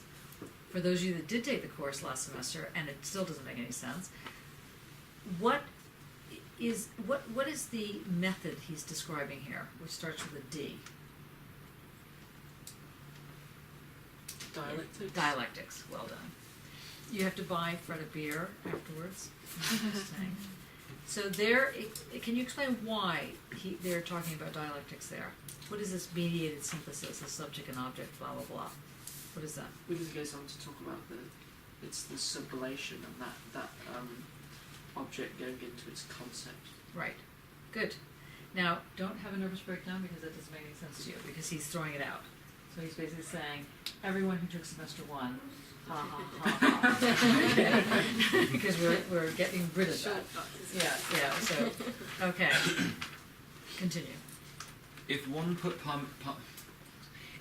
Parmenides' statement, thought and being are the same, in the context of German idealism, one would get a statement something like, being is thought, i.e. all being is ultimately thought, the absolute idea, brackets Hegel, and is destined to become thought.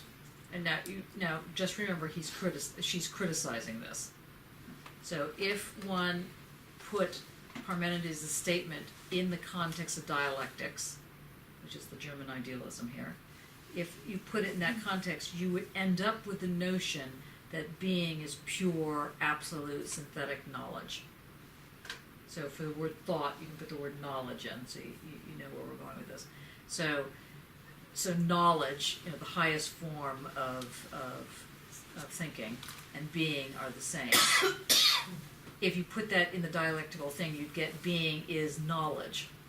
That is, being is ultimately the purest form of thought, the absolute thought, the absolute concept, and is destined to become the absolute thought. So I don't know how many people are not remembering last semester. Good. They raise their hand. Clever. Okay. So she's saying that whatever Heidegger is doing, he's not going to do that mistake, or he sees it as a mistake, and he's not going to do that mistake. Okay, go on. Whatever being there might be outside thought is simply not yet thought, not yet mediated in the absolute synthesizing activity of the idea. Okay, now stop right there. Now, this also includes Marx's notion of capitalism. If you recall that Marx makes the argument that capitalism eventually will take over every part of the world. Everyone will be turned into either bourgeoisie, or more than likely someone who sells their labor power. It'll happen no matter where you are, landowners, tribal environments, it doesn't matter where. Eventually everyone's going to be sucked into the moment of the capitalist machine, which is dialectically conceived of as bourgeoisie, proletariat taken together creates the capitalist mode of production, which comes back around and forms the ground of capitalism. And again, what Heidegger is doing here, or what she's going to show what Heidegger is doing, is that this kind of synthetic unity, while true on some level, is not true on another level. And the level that it's not true on is the way in which things actually change. It doesn't have this dialectic, it's the encounter. It's the way in which the relation is a setup. This thing, the encounter, we'll call it. Okay, go on. The simplest statement of this can be found in the preface to Hegel's philosophy of law. The real is the rational, and the rational is the real. The principle of identity A equals A becomes reformulated by Fichte as I equals I, and by Schelling's philosophy of identity as the identity, more precisely as the indifference of subject and object. It is perhaps Schelling who, in his own way, and still basically, although not totally within the framework of idealism, comes closest to Heidegger's dimension of the problem of identity, when he states in Of Human Freedom that there must be a being before all basis, bracket ground, and before all existence, before any duality at all. Since this being precedes all antithesis, it cannot constitute their identity. It can only be the absolute indifference of both. So let's just read that little bit again so nobody starts to weep, because there's a lot in there. Just after it is perhaps Schelling who, in his own way, and still basically, although not totally within the framework of idealism, comes closest to Heidegger's dimension of the problem, which is that there. Yes. You got part.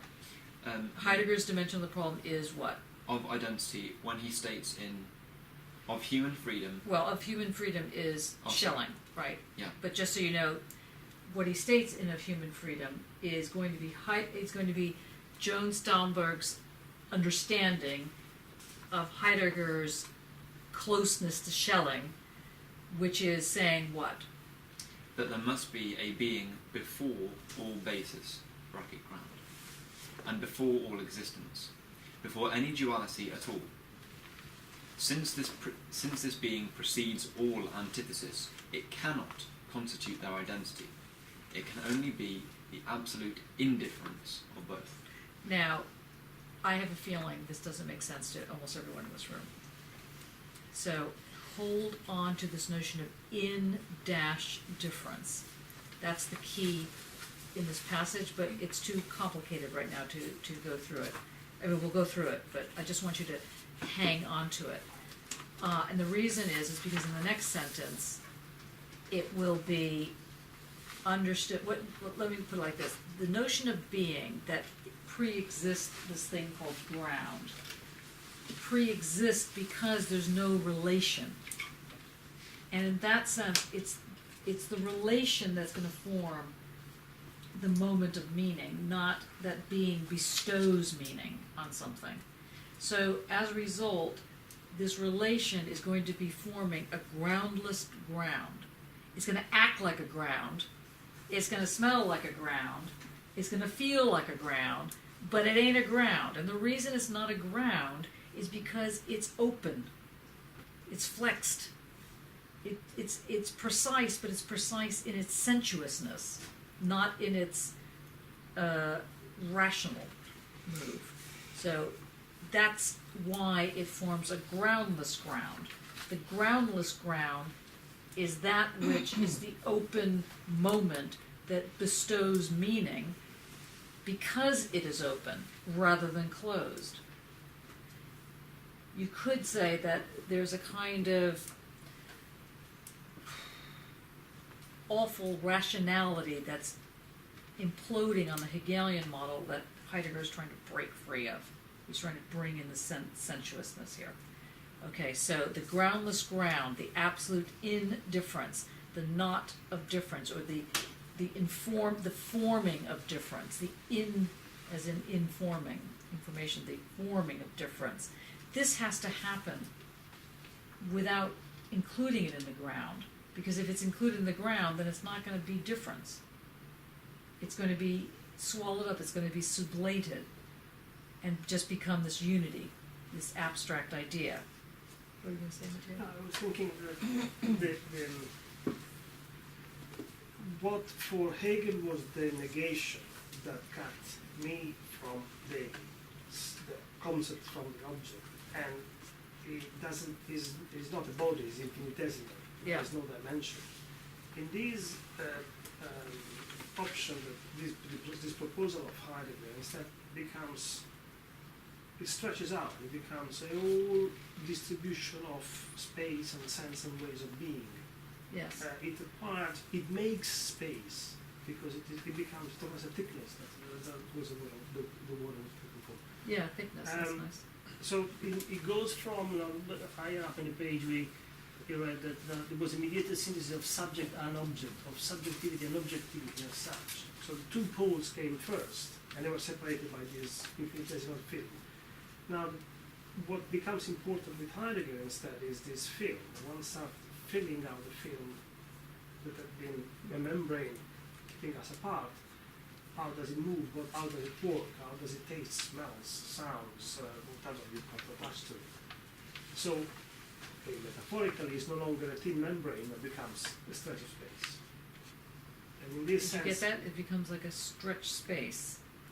It's not a membrane. It's not like this moment that you can't inhabit. It becomes something that becomes stretched. in this sense, the relationship comes before instead of the two endpoints. It's not the two endpoints no longer count, but as I said earlier, there is a reciprocity. The endpoints are a reciprocity, and they, as Aaron says, they belong in the relationship. The relationship is specific to them, but they do not exist without the relationship. Are we there? But everyone has small eye and narrow brow. This is what Heidegger does to you, so make sure you put face cream on later. Otherwise you have wrinkles. Okay. Indifference is not a product of antithesis. So indifference, by which he doesn't mean not caring. He means in-difference, or she means in-death. It's not a problem of antithesis, nor are antitheses implicitly contained in it.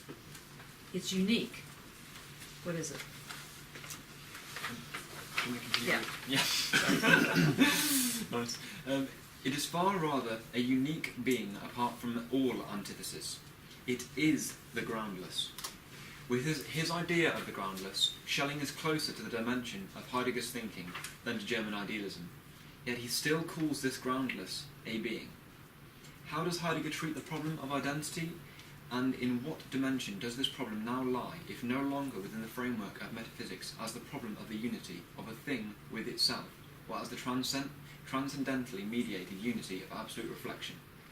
Heidegger conceives the problem of identity in such a fundamental way that what is identical, being and man, can only be thought from the nature of identity itself. So, and what is this nature of identity?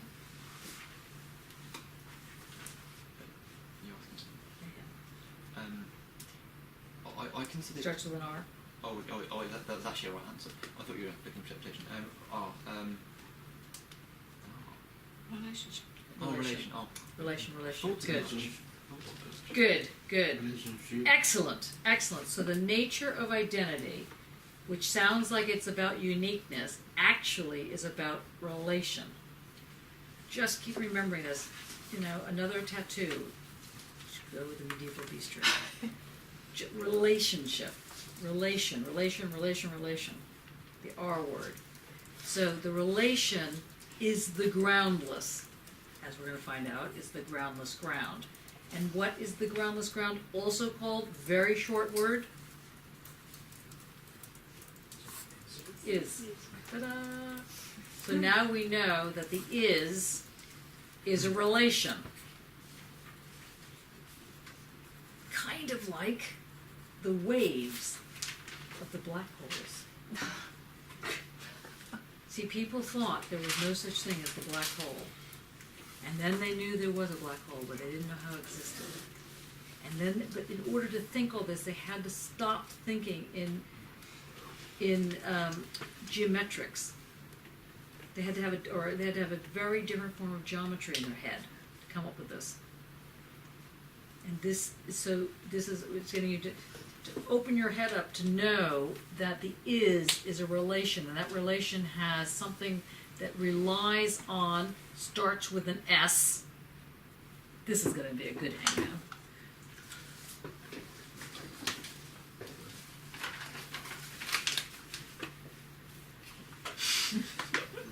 Where's the dark?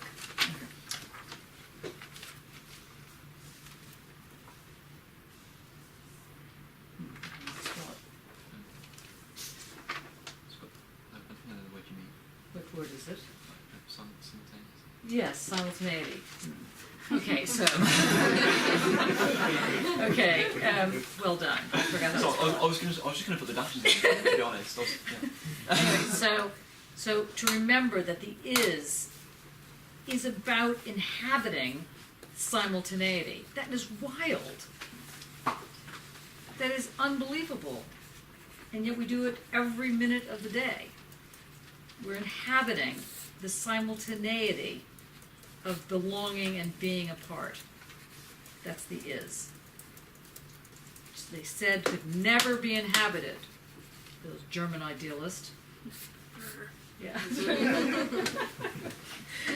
Boo, German idealism. Yay. Simultaneity. And this is why, parenthetically, I can't bear Zizek. Let me get back to this. Because Zizek, and to a lesser extent Judith Butler, although Judith Butler has other good things going for her, they're still caught in the Hegelian tradition of identity. I have to ask, how is that even possible? I ask myself that every day. How is that possible? With this? Did they just flat out say, no, this is bullshit? Pretty much, yeah. It's very boring, isn't it? It's a bit boring. Yeah. Well, I wouldn't call Zizek boring. He's very entertaining. Well, he's entertaining.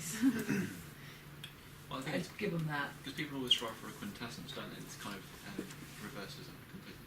Now, let's take the point on its chin, as it were, because Judith Butler is very intelligent, so, and Zizek is as well.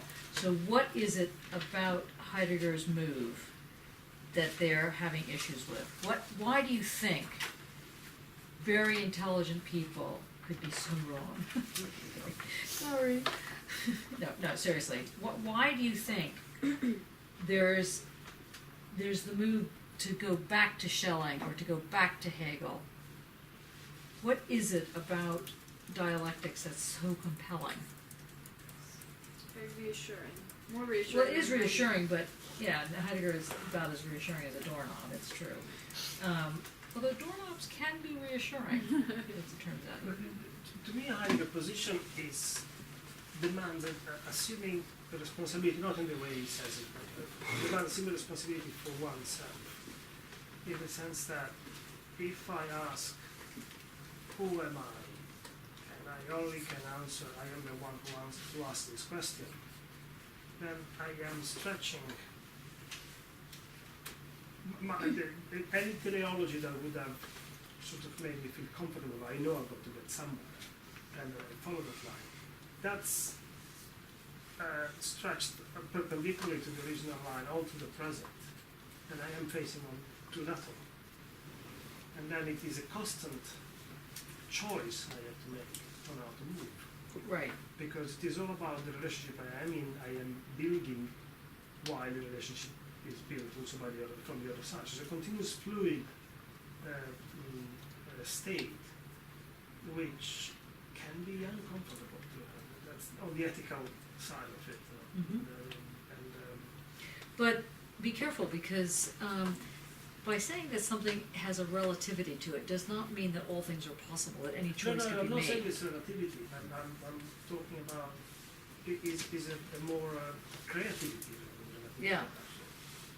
Well, the creativity of the artist, as we know, is, enough to drive people crazy. Really, in a certain sense. I mean, that's unfortunate, but true. Yvonne, what were you going to say? No, it was okay. I was juggling ideas. Okay. No, You were thinking, tutorial stuff, were you? Yeah. Okay, that's good. All good. Okay. Let's continue. Let's see. I'm not sure if we need to. Yeah. Okay. So if you go down to the bottom of page 11, because now we're going to get the A. The famous A is. Now you see, at the end of the day, you may want to do this as your book review. Okay. Ready?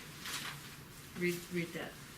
Heidegger then questions Parmenides' statement that thought and being are the same, interpreting that statement to mean being belongs, together with thought, into the same. Okay. Say that again. Being belongs, together with thought, into the same. One more time. This time it's a good one. Being belongs, together with thought, into the same. Good. Good. Okay. Next. A equals A has become A is transitively A. What does it mean to say transitively? At the moment of change. Yeah. It's passing through. Yeah. It's It's kind of the movement.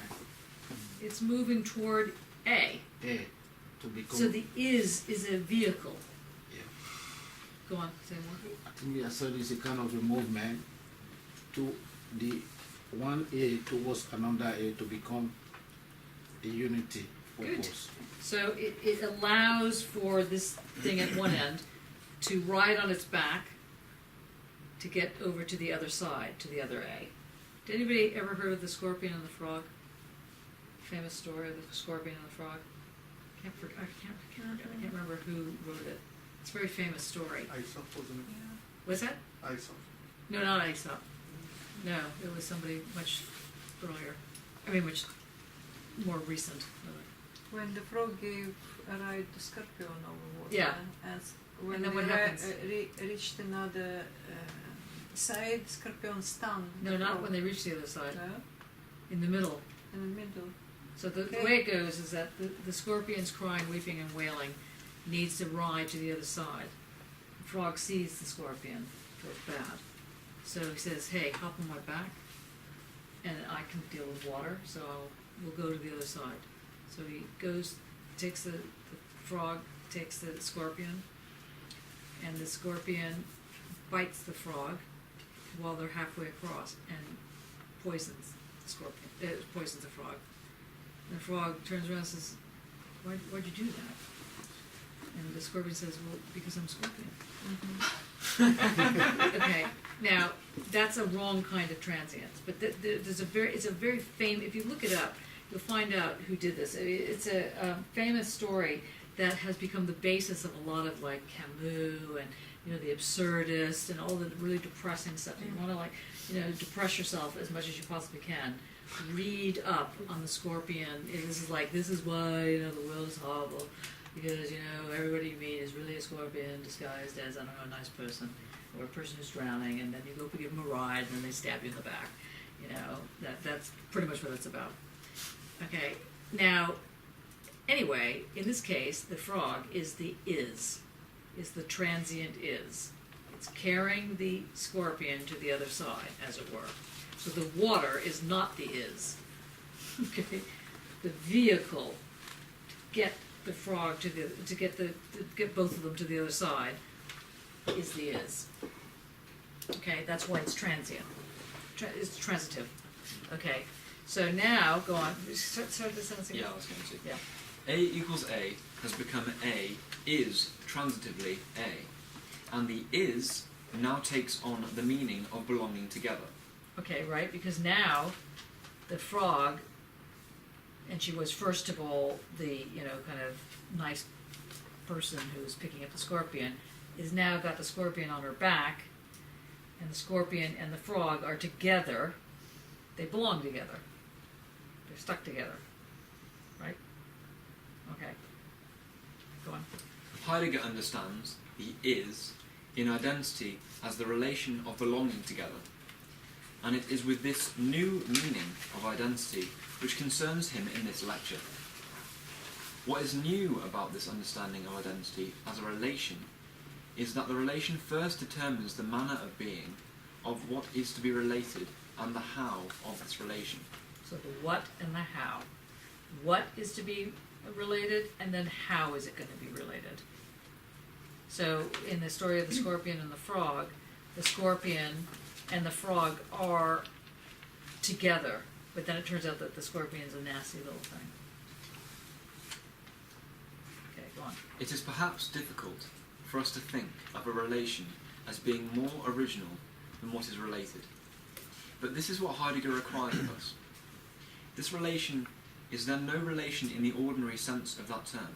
Because God knows we don't want to have it simple, right? We do not know, and we cannot predict what is related. Man does not have the static essence of the animal rationale, or the subject thinking its object. Okay, parenthesis, for reasons unneeded, there's an attack on animals. Just want to say, it's like, I always hate when you come across this kind of thing. The animal cannot think. The animal is something else. An animal. it's like, okay, that was unnecessary. Okay, let's go back. One of Heidegger's most basic insights is that we do not know what man is, even if he could be understood as a what at all. To say that an understanding of being is subjective because man is involved in that understanding is simply thoughtless. Okay. You gotta love these people. I mean, they really are they have to get out more. Obviously.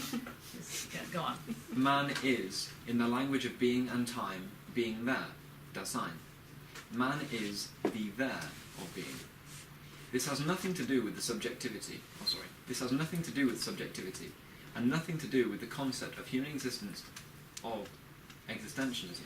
Okay, another stab, so a few stabs. But the one thing that is totally hilarious is that there is the obsession with calling this man, as opposed to a person, because, again, this is difficult. And I find that just curious. So every now and then you might want to just shift off man and say either person or she or something, just to humor me. But in any case, the idea here is that this living sentient being that Steinberg is calling man, the human being, the being of human, the human being, the condition which makes a human being human is precisely that that one is always in this relation to the there. And so she's saying that it has nothing to do with one's subjectivity. It has nothing to do with existence. It's not about existentialism. Does anybody want to translate that? Where are we on this? Nick, what do you think?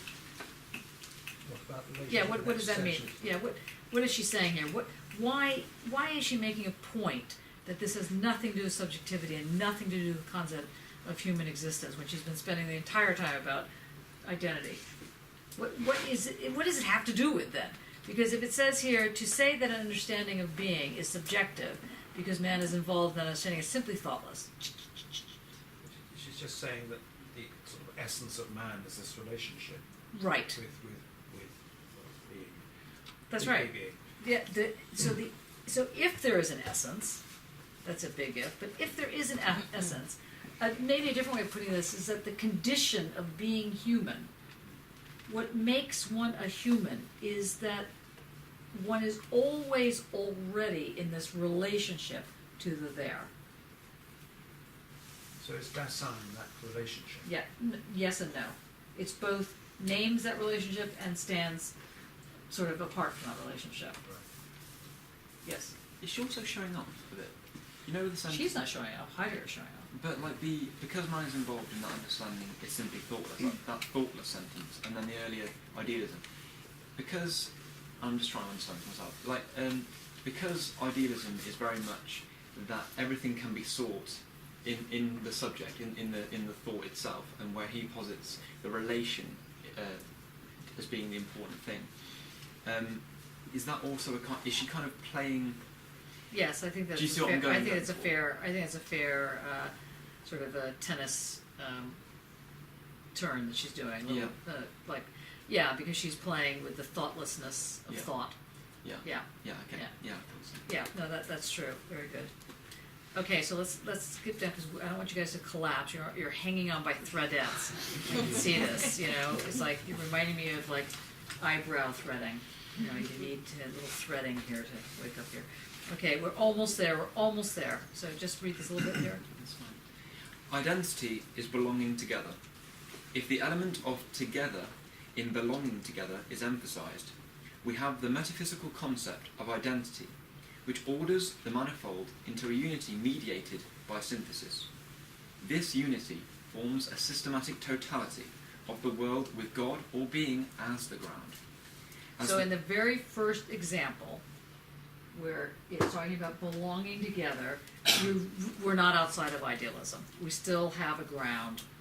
We still have this thing, community, whatever it is, nation. We still have this ground that gives us something. So she's basically saying, so in the first instance, if the together is being emphasized, it's going to form in your mind this ground.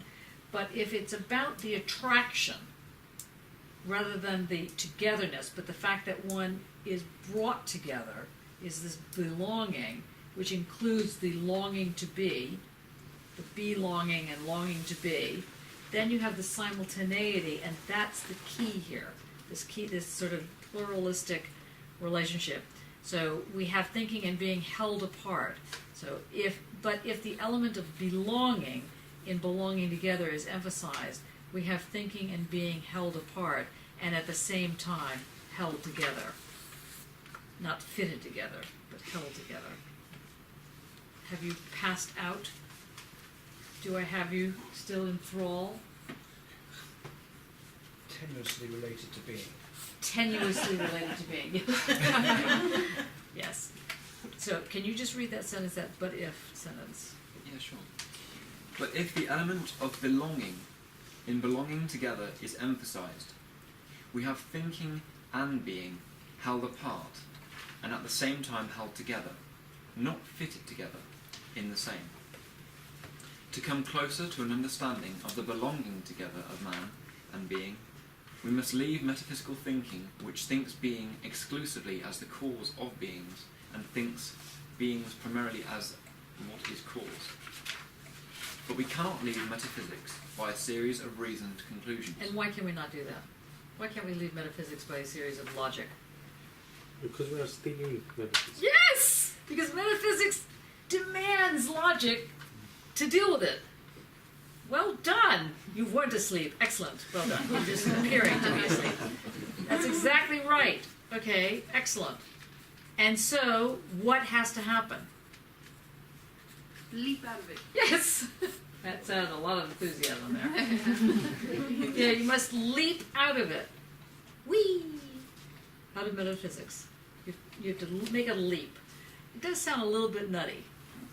You have to say, after all this like heavy going and heavy weather, now we just have to leap out of it. It's just like, okay. Like the frog. Mm-hmm. Yeah.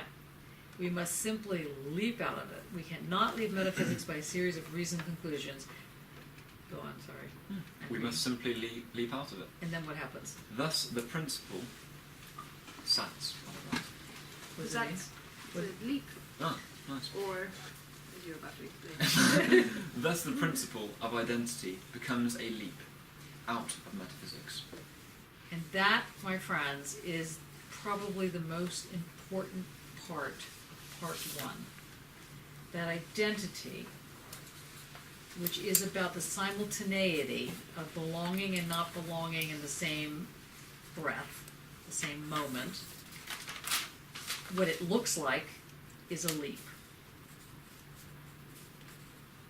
It's a leap away from rational thinking. It's a leap that must deal with the multiplicity of the senses, the poetics of the senses. We must simply leap out of it. And so further on, because we're almost out of time, this brings Heidegger to the form of belonging of man and being in our present age of technology, which is to say that that leap, what makes the leap, is your techna, is your ability to grasp. The grasp is the leap. Because what makes you get out of your chair on some level, other than needing to go to the bathroom or something like that? A very poor excuse, but it's not a bad one. Is curiosity. What if I go there and do that? This leap that gets you, yes? No, sorry. You breathe. This is very good. In the present, now the thing about the age of technology that's important is not so much, although I think Heidegger's a tiny bit overdone about this, that we have computers or mobile phones. I mean, he didn't live in the time period of mobile phones and computers, so I think he might have a slightly different view on the age of technology as having nothing to do with computing and stuff like that. But it doesn't have to do with computing or technologies or radio or television, because that was happening at the time, as much as one would think. It has to do with the fact that this is a time period that, for whatever reasons, is organized primarily because of its techna, its ability to produce techna. Some time periods are globally organized differently. They're not organized via the techna. What's interesting about this time period is that its logic, to the degree to which it has a logic, involves techna as a primary mover. That's why we live in the age of technology, not because we have lots of technology like computers around us. Now, maybe we live in an age of technology, meaning the logic of techna, because we have a lot of technology, I don't know. But let's just say, for the time being, that we live in an age of technology because this time period is foreground on the ability to do techna. And that, for him, is what it is to be modern, by the way, is this ability to do techna. But there were a lot of periods that were modern in the past. Any period that allowed for techna. And what someone like Leotard will argue, not to ruin the argument here, is that is what postmodernism is. Postmodernism is precisely that time period that enables the condition of the human to do techna as a primary feature. That's postmodern. And there's a lot of time periods like that. And the postmodern, according to Leotard, produces modernity, not the other way around. But he's just so annoying that they had to be too clever by half to call it postmodern, so everybody then thought, oh, well, it must come after modernism. It's like, no, it comes before modernism, you silly fools. You know, like, so, it's hard being a philosopher, as you know. So, just so you know, Heidegger is going to this notion of so here's your takeaway for today. Simultaneity, relationship, doing two things at once, minimally. Two things that are opposing. Belonging and longing to be. Although we find out that longing to be doesn't necessarily mean that it's opposite belonging. It just means it's not belonging. But that doesn't mean it's antithesis. It could just be an antagonistic thing, or it could be it could be paradox or something weird. Or I am but not entirely. I am but not entirely. That is fantastic. That's very good. Yes, I am but not entirely. So it's not a position or antithesis. How long did it take you to think of that sentence? That is excellent. It's an excellent sentence. Any questions so far? Okay, so that's good, because I'm assuming that you're all more or less still awake, well done. And it is hard, this is difficult, but believe me, as soon as it starts to make sense, it'll become very addictive. It will. It's, I mean, right now I know that you're thinking, really? Seriously? Unbelievable. Yeah, but it becomes, it gets in your skin somehow, because when you start thinking in simultaneous terms, it's like suddenly having the color turned on. It's like suddenly realizing, oh, I didn't know you could do that. That's interesting. You know? And so you get a sense of how to do it. But you're at baby steps right now because you're just learning how to work out in the gym of discursive thinking. So that's where we are. Good. Bye.